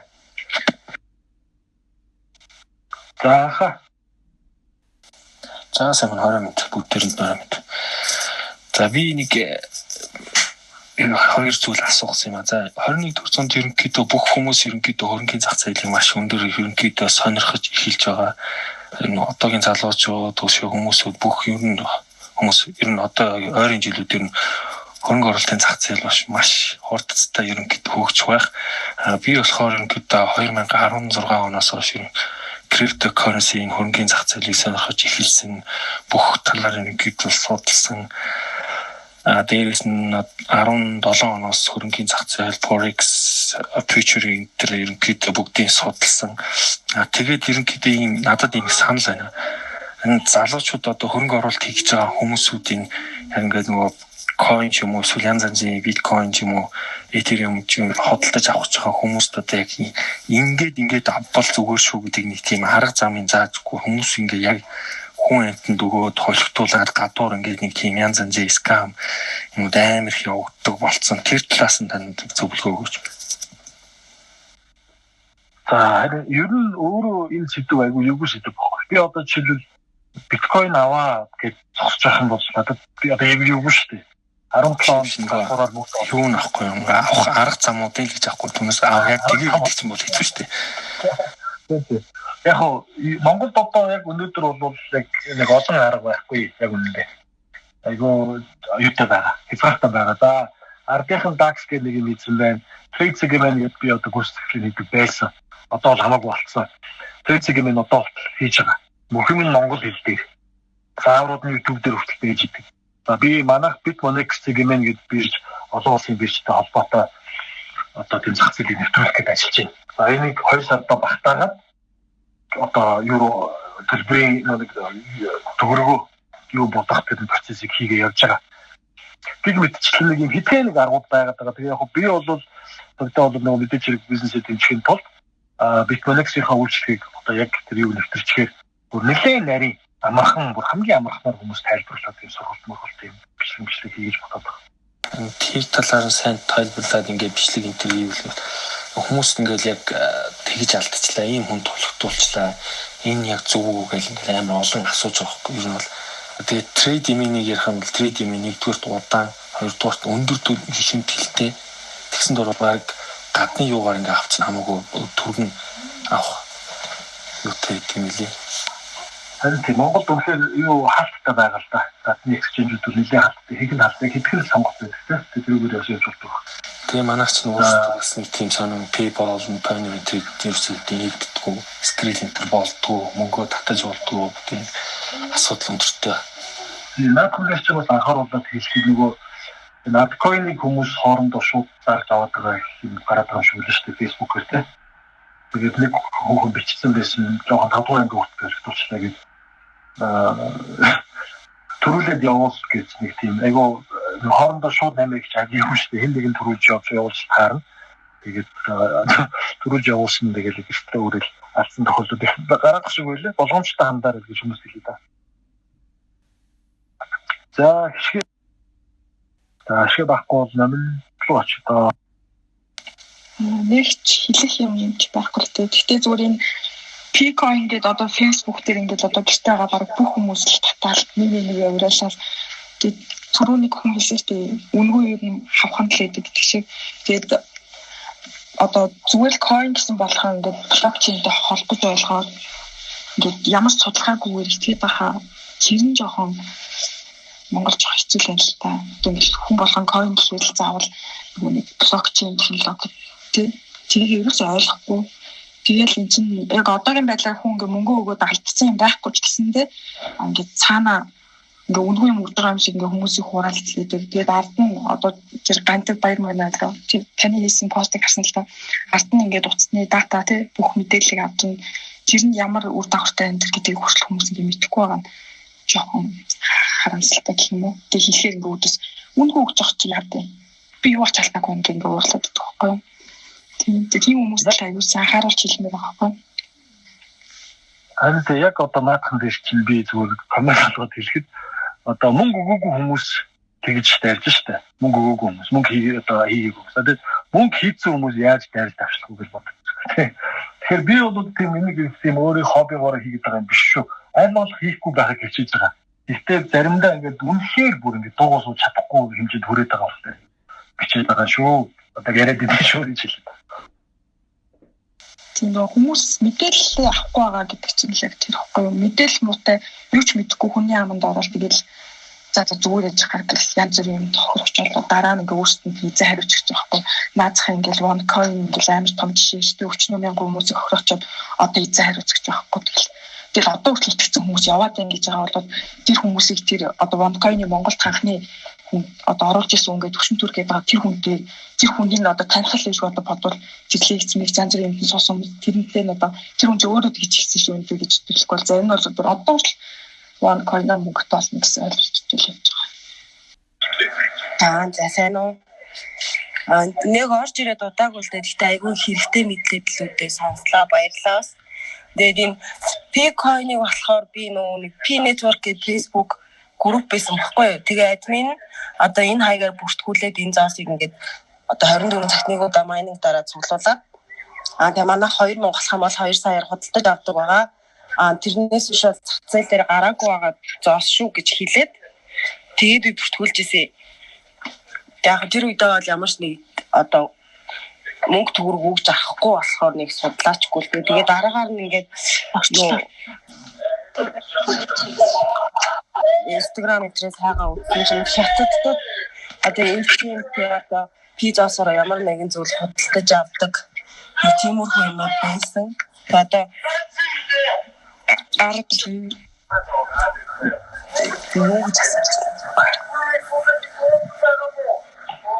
тэгээ хүүхдүүд болохоор одоо Facebook группээр болохоор яг наадчих хүмүүс айгүй байгаа хгүй дээ ялангуяа 10 жилийн хүүхдүүд амар их байд юм лээ. Тэгээ тэрнээс гадна бас яг тийм юм дээр ингээд хандив өгөөд манай одоо юг одоо манайх дэмжээд хөрөнгө оруулаад тэгээ өөрөө тэндээс ашиг хүртээд яваач гэсэн тийм хүсэлтүүд айгүй хийдэг Facebook группүүдээс админуудаас нь энэ одоо бид нар одоо энэ чинь ингээд хоорондоо болохоор ингээд яриа та нар ярьж байгаагаас ингээд мэдээлэл цуглуулад идэг. Тэгээ Facebook болохоор айгүй олон хүмүүс мэдхгүй байгаа. Тэгээ энэ дээр л жоохон мэдээллийг одоо үүдээ тусгай групп нэгэд ч юм уу тэгээд өгдөг болвол зүгээр юм аа. Баярлалаа. Миний яг хамгийн том айгаад байгаа юм наа чи үүсэж байна л да. Нэг юм өөр нэг экосистем үүсчихлээ байна л да тий. Үн сэнэгөө нэг хитэн залуучдын гаргасан юмыг өнөөдөр энэ чинь үн сэнийг зөвхөн нэг жижигхэн нэг тийм одоо зах зээл үүсгэж явуулдаг. Тэгэхээр наадах чи өөр айгүй одоо өөр ортой байж магадгүй байхгүй ирээдүйд тий. Одоо чи жишээлбэл 2000 төгрөг 200 төгрөгийг үнэгүй өгчсэн юм гээд үнэлэгдээд ч юм уу нэг тийм хөшөөрөх гарч ирээд ингээ яваад байгаа. Сайн руу бол ерөнхийдөө явахгүй шүү дээ наач эцэж. 2000-ыг төлөвлөж байгаа хүн яг тэр нөгөө одоо надад хамгийн энгийн жишээр орж ирсэн нөгөө төмөр нөгөө өргөдөг нэг орс нөгөө тухай юу хийсэн шүү дээ. Тэрийг нэг дотор нэг ямар юм байгаа гэж үнэндээ хүмүүс аваад тэгэл яг тэгж байгаа юм санагдаад байгаа. Тийм эрэлт үүсгэл те аваад ангууд хүмүүс энэ үнд орох юм байна. Тэгээ хоорондоо наач удахгүй 8 цэд хэлжүүл яах вэ гэдэг. За ингээд өнөөдөр би анх удаага өглөө зүгээр байж байгаа. P-coin-ыг уншаад яг нэлээд өндөр уншаад судлаад нэлээд ингэсэн тэгж байгаа. Тийч юм бичихгүй. Тэгээ миний эргэн тойронд хүмүүс бүгд орцсон. Надруу өнөөдөр нэлээд дүү нөгөө реферал дээр явуулсан баг. Тэнгүүт нь за би ер нь нэг зүгээр энгийн ч юм бичиж бичихэд амар олон реакшн үрж ирсэн. Айгүй олон хүмүүс баг сэргүүцэж байлээ. Тэгээд юу ч гайхацсан. Эсэргүүцэх юм бол яриаг өгөхгүй юу. Өөр мөр гэж юус яриаг. Тэгж яхад ингээд шууд одоо эсэргүүцэл шууд дунд гараад ирчихсэн. Тэгэхээр яг тэрс нэг үг юм байгаад байгаа юм байна. Одоо би нэг групп байгуулад ингээд өдөр болгон эсэргүүцээ суугаад шууд явж чадахгүй шүү дээ. Тэгэхээр өнөөдрийн хин нөгөө одоо клубхаусийн бас нэг гол шалтгаан ч юм уу нэг эндээ байгаа байхгүй. Чи түрүү орж ирэхдээ болохоор шууд ярьсан шүү дээ. Үгүй наа чи ингээд ажил сайн ингээд юм ярьсагаа сонсож дараа чи бас арай нэг өөр болоод ирж шүү дээ. Тэгэхээр чи бас цаашаа гэж хэлээд амжуулах хэрэгтэй. Энэ бол ингээд амныхаа бид нар одоо өөрсдийнхөө тойрог дотор амжуулаад мэдлэгжүүлэх хэрэгтэй. Түүнээс одоо эсэргүүцэх биш. Энийг одоо зарагдаагүй байгааг бид нар зарж болохгүй. Хизээч тийм гэж тэрийг өөрчилж болохгүй. Тэгэхээр тиймэрхүү юмнуудаар бид нар мэдээллийг бид нар бас чийгсэн татахгүй бол би нэг хүн дээр ч юм уу хэсэг мэддэг хүн дээр найдаад байж болохгүй юм бол зөв нэг ийм мэдээлэл өгмөр санагдлаа. Мэдээлэл хэрэгтэй байна гэдгийг. За өөрт бас хэдэн хоногийн өмнө болсон кейсээ та бүхэнд хуваалцъя. Товчгоо чи. Эний таних нэлээ олонний танил одоо Facebook-ийн инфлюенсер гэдээ ярьдэн шүү дээ. Олонний танил тийм хүн байдаггүй. Тэр над руу холбогдоод энэ койныг яаж гаргад юм бэ гэд асууж байгаа юм. За тэгэд яах чаа гэсэн чи койн гаргах гэж байгаа нэ. Ямар шалтгаанаар цаад үн цэний нь юу гэсэн чи тэрийг ойлгохгүй би койн гаргах гэж байгаа юм. Яагаад гэсэн чинь мэйл ирсэн гинэ. Тэр мэйл дээр нь та $50 одоо хэдэн тэрбум мэж хамаагүй юм койнтой болж болно. Тэр IT-ийн тийм компани юм байл та. Одоо боддоо хүмүүс $50 хүссэн хэмжээгээр нь өөрийнх нь нэртэй койныг гаргаад өгдөг. Тэгээ тэр хүн лөө тэр мэйл нь очсон. Над руу энэ койныг гаргая ингээд асууж байгаа. Тэр койныг одоо боддоо нэг койн гаргахад зардал нь нэг $50 юм байна. Ийм юмны араас хүмүүс айгүйх яваад байгаа шүү. Тэгээд одоо тэр cryptocurrency юу гэдэг вэ? Coin market cap гэх сайт байгаа. Тэр 8400 койн байгаа. Тэрний 99% нь яг ийм маягаар үүссэн койнууд байгаа шүү. Цаад боссон үнц нь бол $50, $20 ихэнх нь баг 99% тийм байгаа. Тэнийг хүмүүс сайн анхаарал аваарай. Койн гарах маш амархан байдаг шүү. За Монголд IT-ийн мэдлэгтэй бараг анхан шатнаас жоохон дээгүүр мэдлэгтэй залуучууд ч гэсэн өөрсдөө шууд койн хийчихнэ. За би нэлээд түрүүн дээрээс сонсож байгаа нэг гол нь орж ирсэн шалтгаан хүмүүстэй жоохон тэр Ponzi схем янз бүр одоо шинээр харж байгаа койнуудыг анхааруулах гэж орж ирсэн ч нэлээд сайн яригдаад дуусчлаа. Тэгээ ер нь одоо шинээр орж иж хүмүүстэй нэг хэлэхэд нөгөө ямар нэгэн хүмүүсийн дутуу мэдээлэлтэй байж бити бусдаа ингэж хамаагүй тараагач. Ямар нэгэн байдлаар жоохон мэдээлэлтэй тэгэж арцнаал олон талын мэдээлэлтэй байж хэлэхгүй бол нэлээд ийм л өөрийн ч юм уу зарилуулах нь нэлээд гарах баха гэж хэлэх гэсэн. За өөр ч юм уу те. За байхгүй бол дараагийн хүн руу авчдөө. Тун баяр. Байна. За ороо мэд. За юу ахна юу яачлаа нэг их ямар отхон байрыг хэлсэн бэ? Бэтэр эмэгтэй отхон байр зүр байж. Ано. За их чухал яриа болж байна. Тэгээд ахна бол түрүүхөө орж ирлээ. Тэгээд их гол санааг нь ойлголоо. Тэгээд нэг хідэн зүйл хэлийгээл бодож байна. Сонсож байна уу?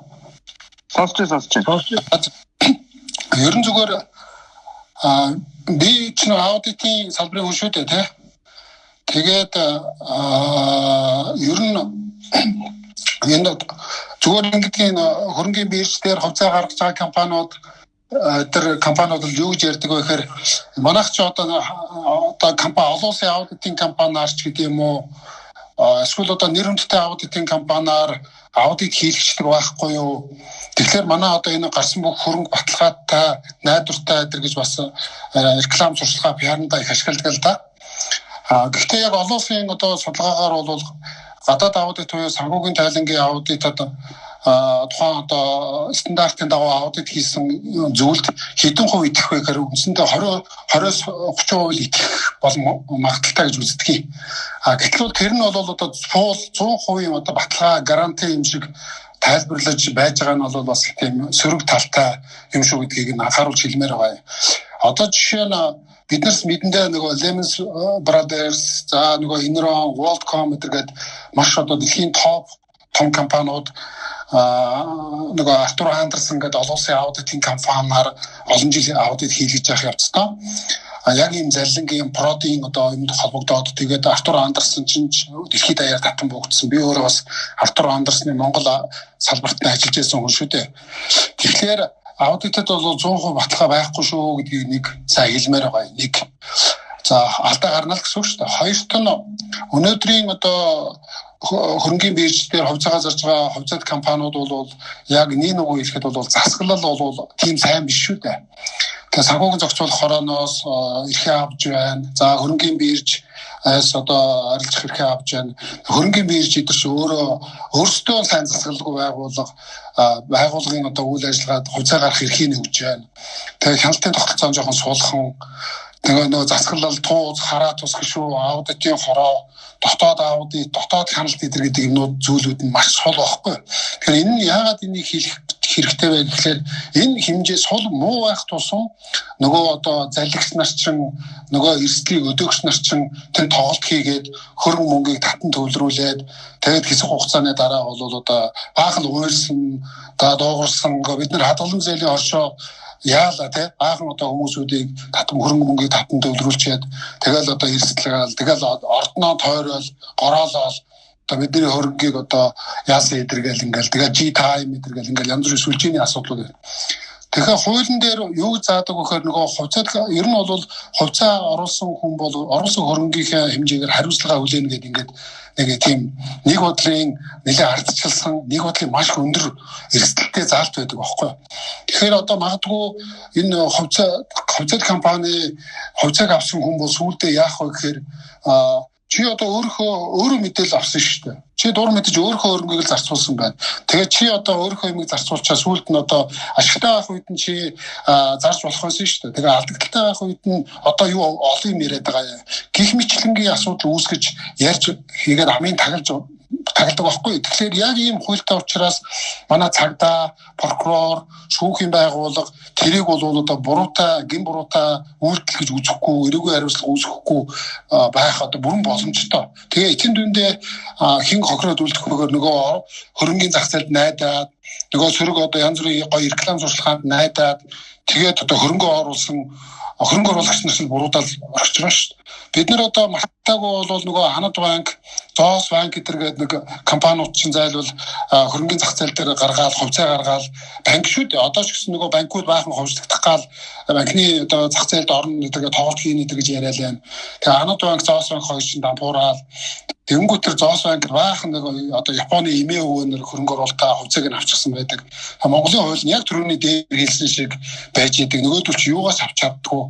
Тэгээд Японд хоёр яриа болдог гэл ингээл байж байгаа. Тэр үед нөгөө эсэл гарсан учраас хөрөнгөний зах зээл ерөөсөө хэрэггүй юм байна гэдэг нэг хэсэг ингээ буураад байжсэн.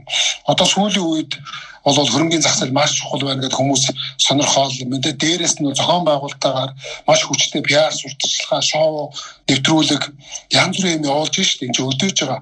Одоо бол яг нөгөө хувьцааны өсөлтөн нөгөө буураагүй тодорхой түвшинд өсөж байгаа учраас хэн нэгэн хохирсон хүн гарахгүй байна л да. Одоо бол одоохондоо. Тэгэхээр хохироогүй болохоор гомдол гарахгүй байгаа. Түрүүн ч гэсэн хин хэлж бай, Батбаатар хэлж бай яач вэ?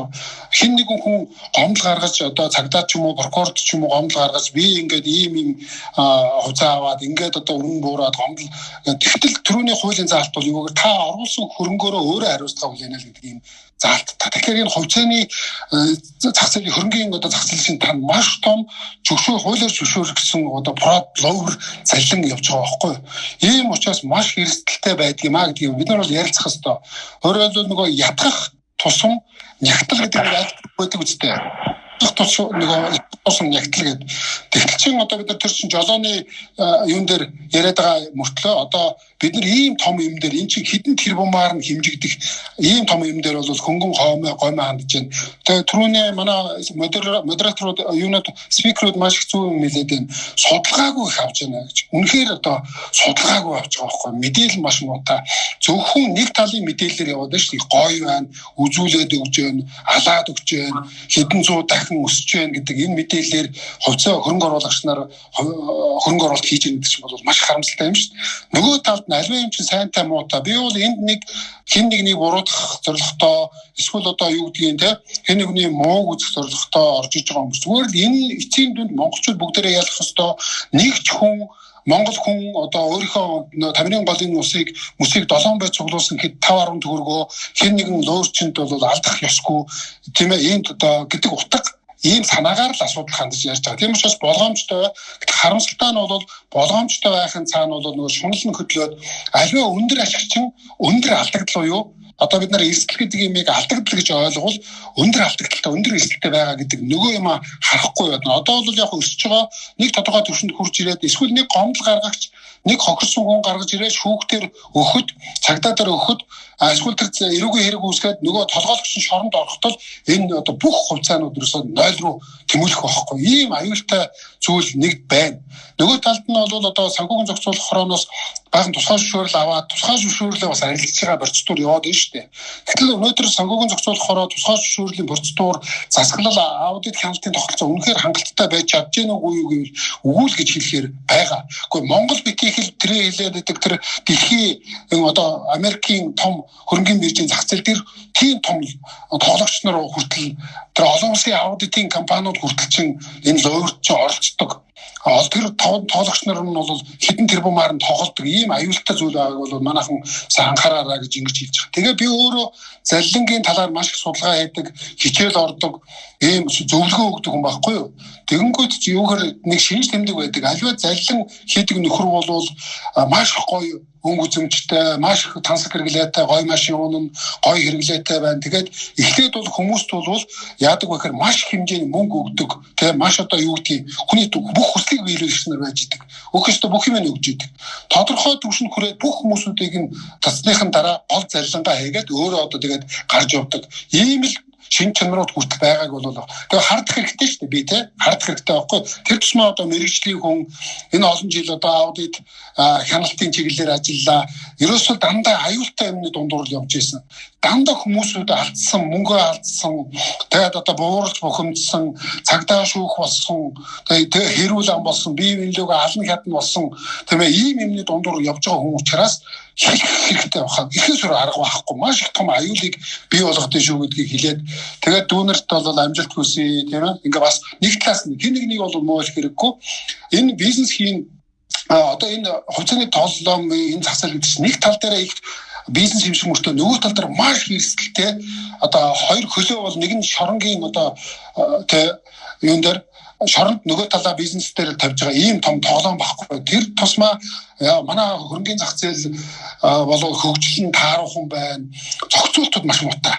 Арай л зөвшөөрөгдсөн хэм хэмжээ аль нь зөвшөөрөх, аль нь зөвшөөрөхгүй гэдэг хэм хэмжээ хуулийн за одоо стандартуудын дүрм журм маш муутай энэ цаг үед хүний хөрөнгө мөнгийг татан төвлөрүүлэх энэ одоо процедурт тоглоомгүй дүрмгүйгээр тоглолт хийх гэдэг бол маш аюултай байгаамаа. Тэгээ энд бол санхүүгийн зохицуулахаараа Монгол банкны холбогдох хүмүүс байгаа бол энд бол бас их зогсоож байгаа нэг цэг байдаг байхгүй юм зогсоож байгаа. Тэгээд нэг одоо учрыг нь олуулад тэрний дараа хөдөлгөөн хийхгүй бол энэ олон хүмүүс чинь за 20 мянга нь 200 мянга нь маш олон хүмүүсийн дата цуглуулад байна шүү дээ энэ чинь тэгээ 2 сая хүн энд нэгдээд ороод ирчвэл буруу эсгэн ч гэсэн энэ 2 сая хүний дата юм чинь бол маш их аюултай болж бослого тэмцэл болж юу ч хүрэж болцсохгүй гэдгийг анхаараарай гэж хэлмээр байна. Тэгээ асуултаа бол сайхан бас мэдээлэл өгөөд яриад хөрш бас болоо баярлалаа. За баярлалаа. Айгуу үнсэлтэй маш гоё мэдээлэл өгсөн баярлалаа танд. За Crystallize гэдэг дараагийн хүн орчих. Би хэлчихөө утхан баяр байна. Эмэгтэй утхан баяр байна. Тэгээд За сайн байцгаана уу. Лэгшид утхан баяртай баярлалаа. Аудитын сургалтанд сууж байгаа юм шиг их сайхан байлаа. Тэгээд энэ өрөөнд би орж ирэхдээ бас нэлээд дундуур нь орж ирсэн гоё юм ярьсан юм шиг байна. Тэгээд гантгаас хариулах юм нэг ганц л асуулт байна. Тэр асуултаа асууж байгаарай. Энэ нөгөө Palatin coin гэдэг одоо байгаа шүү дээ. Энэ одоо блокчейн технологи байгаа юу? Энэ coin-ы талаар нэг товчхон мэдээлэл өгчээл гэж хүссэн юм аа. За баярлалаа. За гэл хариулчих. Блокчейн байх магадaltaй. Блокчейнтэй байлаа гэд өөр бас биш гэсэн үг баг. Гэхдээ маркетингийн арга барил, үндсэн бизнесийн арга барилыг харах юм бол яг юм пирамид схем, понзи схем яваад байгаа. үүсгэн байгуулагч хүн гэсэндээ тэр талаараа за тэгээд тарилтаа дуусчихлоо. За сайн байна уу? Тогтоон баяр байна. За би энэ тавхны ажил дэх талархалтай байна. Энэ сүлжээ пирамид PI network гэдэг энэ талаар явж байгаа юм байна. Яг энэ сүлжээний пирамидын энэ системд бол одоо за яг манай хадам ээж гэж хүмүүс ороод ингээд яг насаараа ажилчин анги, насаараа цуглуулсан одоо нэг 20-30 сая төгрөгөө яг энэ рүү ороод энэ OneCoin энэ төр рүү ороод одоо алдсан юм байна. Тэгэхээр тухайн үедээ бол би одоо нэлээд сайн хэлээд ойлгуулад бараагүй. Би өөрөө бол одоо яг энэ програм хангамжийн мэргэжлэр 15 жилийн туршлагатай энэ талаар нэлээд судалж үзсэн. За тэгээд яг энэ нөхдүүдийг бол дилс бол одоо юу гэдгийг яг туршлагагүй, мэдээлэлгүй гинэн хүмүүсийг ашиглаж ерөөсөө сайнны хажуугаар саар гэдэг шиг энэ биткойны тэр нэг өсөлтийг далимдуулж одоо энэ бусад ийм понзing энэ нэг системүүд орж ирээд хүмүүсийг лөөрдөд байна. За тэгээд яг өнөөдөр ингээд нэг Facebook руу хальт яваад ороод ирсэн чинь PI гэдэг энэ нөхрийг одоо хүмүүс маш их шеэрлсэн байна. Маш их өндөр боловсралтай хүмүүс за бүр CEO хүмүүс ингээд шеэрлсэн байгаа. Тэгсэн мөртлөөсөө доороо бол миний одоо линкийг дараараа надаар дагаараа гэдэг яг энэ понзing системээр тэргүй одоо ингээд сурталчилсан. За тэрний нэг дээр нь бичсэн байгаа тэрний нэг комментийг харахаар ерөөсөө ямар ч логикгүй ирээдүйд маш их өснө гэсэн зүгээр нэг тийм бичиг тавьчихсан. Тэгэхээр одоо энийг шеэрлж байгаа хүмүүс надад юу гэж санагдаж байна вэ гэхээр яг нөгөө нэг тэр Facebook дээр байгаа могооны алтан могооны зураг шеэрлж байгаа хүмүүсээс долоон дээр харагдаад байгаа байхгүй юу? Тэгэхээр одоо энэ сонсогчдод зүгээр уриалж байгаа. Та бүхэн одоо нэг жоохон логиктоос тэр нэг бичсэн барьсынуудын сайн уншаад бодож сэтгэхэд орооч. За тэгээ та бүхнийг энэ ийм групп үүсгээд эндээ мэдээлэл өгж байгаад их баяртай байна. Түрүүн энэ Отхон баяр ах бол нэлээд сайн логиктой мэдээлэл өглөө. Тэгээд мэдээж энэ сайн юмны хажуугаар саар юм байгаа. Энэ блокчейн технологиг бол үгүйсгээгүй. Мэдээж маш сайн технологи байгаа. Тэгээд энэний хажуугаар саар юм зөндөө байгаа учраас та бүхэн маань ингээд ялгаж салгаж мэдээлэлтэй энд оролцооч гэж зүгээр уриалгасан. За баярлалаа та бүхэнд. За баярлалаа. За Crystallize баггүйс нэ би. За сайн байна уу? Сонсож байна. Би зүгээр хувь хүнийхээ бодлыг хэлчихье да. Асуух асуулт байсан. Тэгээ эхнээс нь л сонслоо. Бүгднгийн л хариулж чадлаа. Баярлалаа. Ер нь крипто валют би day trade хийдэг байхгүй юу? Тэгээд тэгсэн ч гэсэн ер нь ингээ харах юм бол 100 coin-ийнх нь дээдлийн 10-т ч гэсэн итгэхэд айгүй хэцүү байдаг шүү. Тэгээд ер нь cryptocurrency чинь сүлжээ пирамид болоход их амархан хэдий тэр блокчейн баталгаа тэр байгаа ч гэсэн айгүй олон гадаад ч гэсэн айгүй олон сүлжээнүүд гарч ирсэн тэр пакэжээ зардаг тиймэрхүү юмнууд сонсч ирсэн найзууд ч гэсэн орж ирсэн. Гэтэ яг ингээд трейд хийгээд уудсчлаарэ миний бодлоор яг сүлжээ биш coin мэдчихдээ мэлээ. Тэр талаар л зүгээр хэлэх гэсэн. За баярлалаа. Crystallized. За баярлалаа. За би одоо баг энэ 3 цаг 10 минут гэсэн нэг 5 минут дотор баг тэрнээс баг тасралтгүй сонсож байна. Тэгээд ерөөхдөө бол би эндээс нэг сонсоод ерөөхдөө маш дундаас нэг хоцорж оржсэн хүмүүс бас зөндөө байсан. Тэгээд зөндөө олон хүмүүс сонсоод нэг ярьсан юмыг дахиж давтаж суугаадсан болохоор ерөөхдөө нэг өөрийнхөө ойлгосон зүйлийг одоо хоцорж оржсэн хүмүүс ч юм уу тийм зүйл одоо ерөөхдөө нэгтгэхэд хэлчихье гэж бодсон.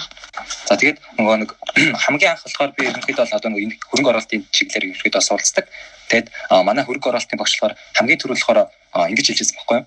Ерөөсөө хүн бол хөрөнгө оруулагч бол арилжаа хэрвээ хийх ямар тийм хөрөнгө оруулалт хийхдээ эрсдэл чинь ерөөсөө өгөөж хоёр шууд хамааралтай байдаг юм аа.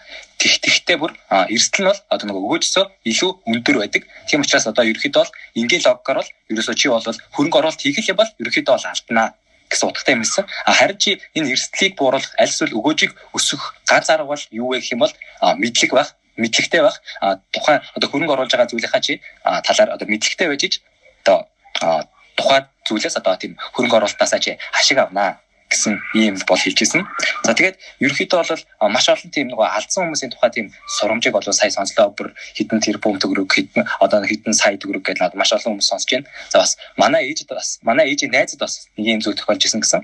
Тэгэхээр энэ юу вэ гэх юм бол одоо манай ээжийн найз болохоор хөрөнгө оруулалт одоо крипто валют сайн одоо юунд маш одоо өндөр хэмжээний хөрөнгө оруулалт буюу одоо амьдралынхаа баг бүх одоо нэг үн цэнтэй одоо мөнгөөр үнэлж болох үн цэнтэй бүгд зүйлүүдээ бүгдийг ламбард нь тавиад тэгээд тэр мөнгөөр болохоор орцсон одоо юу хитэн өрөө байр тэгээд байсан бүх машинуудаа бүгдийг нэг одоо зээлээр тавиад мөнгө авангуудаа тэр бүгдээрээ хөрөнгө оруулалт хийсэн.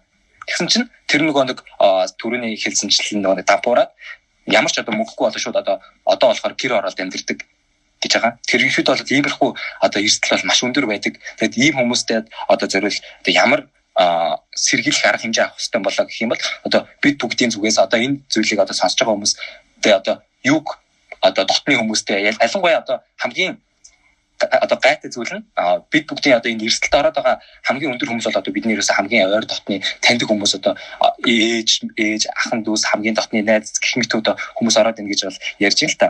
Тэгэд ерөнхийдөө бол одоо бид нар ямар одоо зөвлөгөө өгөх хэрэгтэй болоо гэдэг одоо миний зүгээр хувийн бодол бол ерөөсө тэр хэрвээ тийм одоо хөрөнгө оруулалт янз бүрийн тийм одоо 9 шидийн юмд одоо орох гэдэг хүнд хамгийн түрүүнд болохоор ер нь бол хүлээж чадах эрсдлийнхаа хэмжээгээр ороорой. Та одоо оруулсан мөнгөө алдсан ч гэсэн та тэрнээс одоо харамсахааргүй тийм их хэмжээний мөнгийг оруулаарай гэдгийг ерөөхдөө хамгийн түрүүнд хэлэх нь зүйтэй юм шиг санагдсан. За тэгээд нөгөөдөг болохоор бас хүмүүс ингэж ярьж байна. Ямар нэгэн одоо хууль тогтоомж байдгүй юм уу? Яагаад хууль байдгүй юм бэ гэдээ их ярьсан. За тэгээд энэ дээр болохоор миний бодлоор бол ерөөхдөө бол хуулиас ерөөхдөө хэрэгжүүлж болох одоо хамгийн түрүүнд хийх боломжтой санаа нь юу гэх юм бол эрсдлийн сануулга хийвэл их зүгээр санагдаж байна. Яагаад гэх юм бол ямар ч одоо зүйлд одоо хүн юу гэдэг чинь бид бүгд одоо барын одоо ам руу хизээч гараа хийдэггүй шүү дээ. Харин тэрэнд нэг анхаарал сануулга ингээд хөвчлэн ерөөхдөө бол тавьсан байдаг. Харин нэг барын аманд хийх хүмүүс хэн байдаг вэ гэх юм бол одоо жоох хүүхд гэх юм эсвэл бар хазна гэдгийг мэдтгүү тийм хүмүүс байдаг. Харин тийм хүмүүст зориулж нэг тийм анхааруулга юу тавьсан байдаг. Тэрүүгээрээс нь хүмүүс аалаад за би хэрвээ энэ барын ам руу гараа гэх юм бол энэ намайг хазах юм байна. Айгүй эрсдэлтэй байна. Ингэх юм байна гэдгийг нь ойлгуулж өгөх ийм одоо ямар ч одоо хөрөнгө оруулалт юу ч вэ одоо крипточ вэ ямар нэгэн байдлаар та ийм хэмжээний одоо юг алдах эрсдэлтэй шүү гэдгийг бол сануулж өгөх нь их зүйтэй санагдсан. За тэгээд дээрэс нь болохоор тийм ил тод байх энэ байдлыг нь ерөөхдөө хууль тогтоомжийн зүгээс ерөөхдөө гаргаад ирэх юм бол их зүгээр санагдчихсан. За баярлалаа. Баярлалаа. Юу чухал бас юмуд байна. За Баатар байхгүй бол шууд дараагийнхан л орчоо. Света гэж шиг үнтэй. За байна уу? Сайн байна уу? Нэг хэдийн асуух гэсэн юм аа. Би нэг 2016 блокчейн Cecom гэдэг дансан нэгэн дээр данс нээжсэн байхгүй юу блокчейн данс? За яг иймэрхүү юу асуулт байвал над руу бичих за. Эсвэл манай Cryptocurrency Mongolia group дээр бичих. Яг өнөөдрийнхөө үетэй холбоотой биш бол за. Бас би нэг тэгээд одоо сүлжээ пирамид тэгээд крипто валют гэж яриад шүү дээ. Ингээ бүгд өөр ойлголтууд. Тэгээд одоо сүлжээний маркетинг эсвэл хөрөнгө оруулалтыг мөнгө алдсан гэдэг юм л да. Тэгээд одоо Amway, Oriflame Монгол хамгийн их одоо байгаад байгаа шүү дээ. Читэр одоо бид нар ингээд одоо зүгээр захиалга хийлэхэд хүнд ингээд мөнгө өгөөд тэгээд одоо дэлгүүрт ороод одоо саамбок авдаг шиг авч байгаа хгүй. Тэр нь яагаад ингээд сүлжээ мүлжээ гэдэг ингээд юм болоод байгаа юм бэ гэдгийг асуумаар байна. Тэгээд дээрэс нь би сая юм хийж сонсчаад яачлаа. Тэгээд одоо крипто валют одоо бид нэг интернетээр одоо мөнгө ингээл өгөөл тэгээд яг тэр нь coin ч юм уу те болоод байгаа шүү дээ. Тэр чинь болохоор яг цэвэр мөнгө өгөөд алдчихж байгаа байхгүй. Эдрийг ягаад нийтнийгээд хамтан одоо ийм leverage шинжтэй гэдэг тэгээд байгаа юм бэ гэдгийг бас сайн мэдэхгүй ойлгохгүй байна л да. Энийг нэг сайхан тайлбарлаад өгч болох болоо. За тэрийг одоо өнөөдөр мөн 3-4% олж байгаа юм чинь эргээд яриад яах гэж бодлоо. За сүлжээний юм дээр ганц юм хэлэхэд амь үед дээр би зүгээр харахад хөндлөнгөөс харахад бол хэрэггүй ийм барааны шахалт асар ихээр явдсан юм шиг зүгээр санагдсан. Тэгээд одоо нэг бараагаа тэр рекламдж байгаа байдал нь жоохон тийм хөөсрэлттэй, үн ус хөөсрэлттэй. Тэгээд нэг ийм хүн болгон гэрээр дүр аим вэ гэж чигтсэн те. Нэг тиймэрхүү юм анзаарах гэдэг. Тэгэхээр нэг юм энгийн нөгөө нэг юу биш айгу тийм нөгөө яг өдөр маркетингийн схем нь өөр айгу тийм одоо агрессив те нэг тийм жоохон тийм хүчтэй. За тэрийг тэгэхээр тусна ярьсан дээ хоо. За Баатар тэр ороод ирчих шигээс Баатараас асуулт юу хариулт юм аа та. За байхгүй бол Хатанбаатар чааш үү. За сайн байцгаана уу Арамент. За би нэг яг энэ сонирхолтой сэдвээр ярьж байгаа тэр нэг хэдгээ үгэлч гэж бодлоо. Энэ G-Time гэдэг сүлжээ Эрдэнэт хотод их айхтар явсан юм л да. Тэгээд энэс бол асар олон хохирогч нар гараад тэгээд шүүхэн шийдвэр нь гараад би тэр шүүхэн шийдвэр гүйцэтгэлийн үнэлгээний албан дээр нь би ажиллаж ирсэн. Тэгээд очиж хүмүүсийн байр савыг хураах ажлын зөвхөн үнэлгээ хийж ирсэн гэсэн үг. Тэгээд энэ бол их өрөвдмөр дүр зурагтай байсан. За энэ сүлжээнд орсон улсууд бол ер нь ядарсан улсууд их байсан, хөгшин улсууд их байсан. Юу ч мэдэхгүй одоо нөхөртөө хэлэлгүйгээр эхнэр нь мөнгө зээлж авчиад сүлжээнд ороод тэгээ сүлжээнд доошоогоо бас үе явсан гэдгээс хамаарат тэр хүн бас тодорхой ашиг авсан байгаа. За ашиг авсан гэдгээс хамаарал тэр хүн шууд байраа хураалгаж явах жишээний.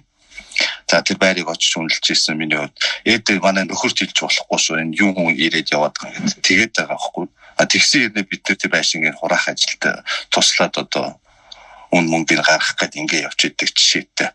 Тэгэхээр сүлжээ пирамид гэдэг юм бол Монголд бол хуультай юм байна. Хууль нь бол хожуу үйлчилдэг юм байна. Тэр гадны хүмүүсийн орж ирээд үжээ мөнгө олоод аваад гараад явцсан хойно монголчууд гэм буруутан болоод хоцордог. Тэгээ ийм аюултай юмд ордог юм байна гэдгийг бол маш сайн анхааруулж авах хэрэгтэй юм байна гэж ойлгосон. За Pi Network гэдэг юм уу цаашдаа одоо энэ сүлжээний бизнесүүд одоо бараг coin болж мэдхээр бас амархан хувирах юм бол coin болоод хувираад хүний толгой эргүүлээд эд хөрөнгийн заллаад аваад гараа авчиж мэдхээр бас ийм нөхцөл байдал үүссэн. За энэ дээр бид нар яг яах вэ гэж ярих юм бол миний хувьд санал бол ийм л юм байна. За зүгээр одоо жишээ нь биткойн олборлоо л та тийм ээ. Биткойн олборлыг гэвэл одоо ганцхан төхөөрөмж авах одоо $3000 хэдэн $100 байна да. Ингээд өөртөө гэртээ хамаагүй койн олборлоо л та. За ингээд бол боломж бол байгаа. Цөөн хэмжээгээр бага хэмжээгээр хийхэд тогны мөнгө л гарт зарцуулагдана.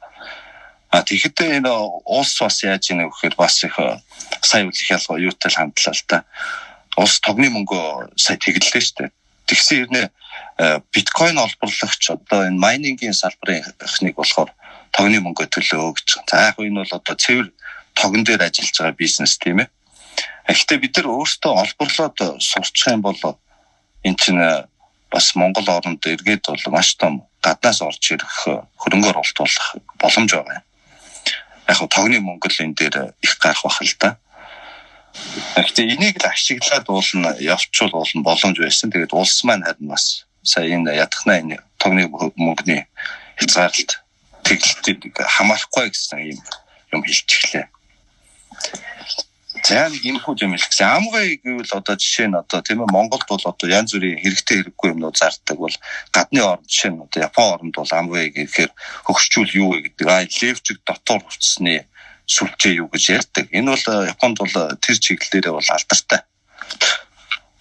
Тийм. Тэгээд улс гүрэнд бол энэ амгай гэдэг юм уу сүлжээ бол янз бүрийн хэлбэрээр л орж явд юм билээ шүү.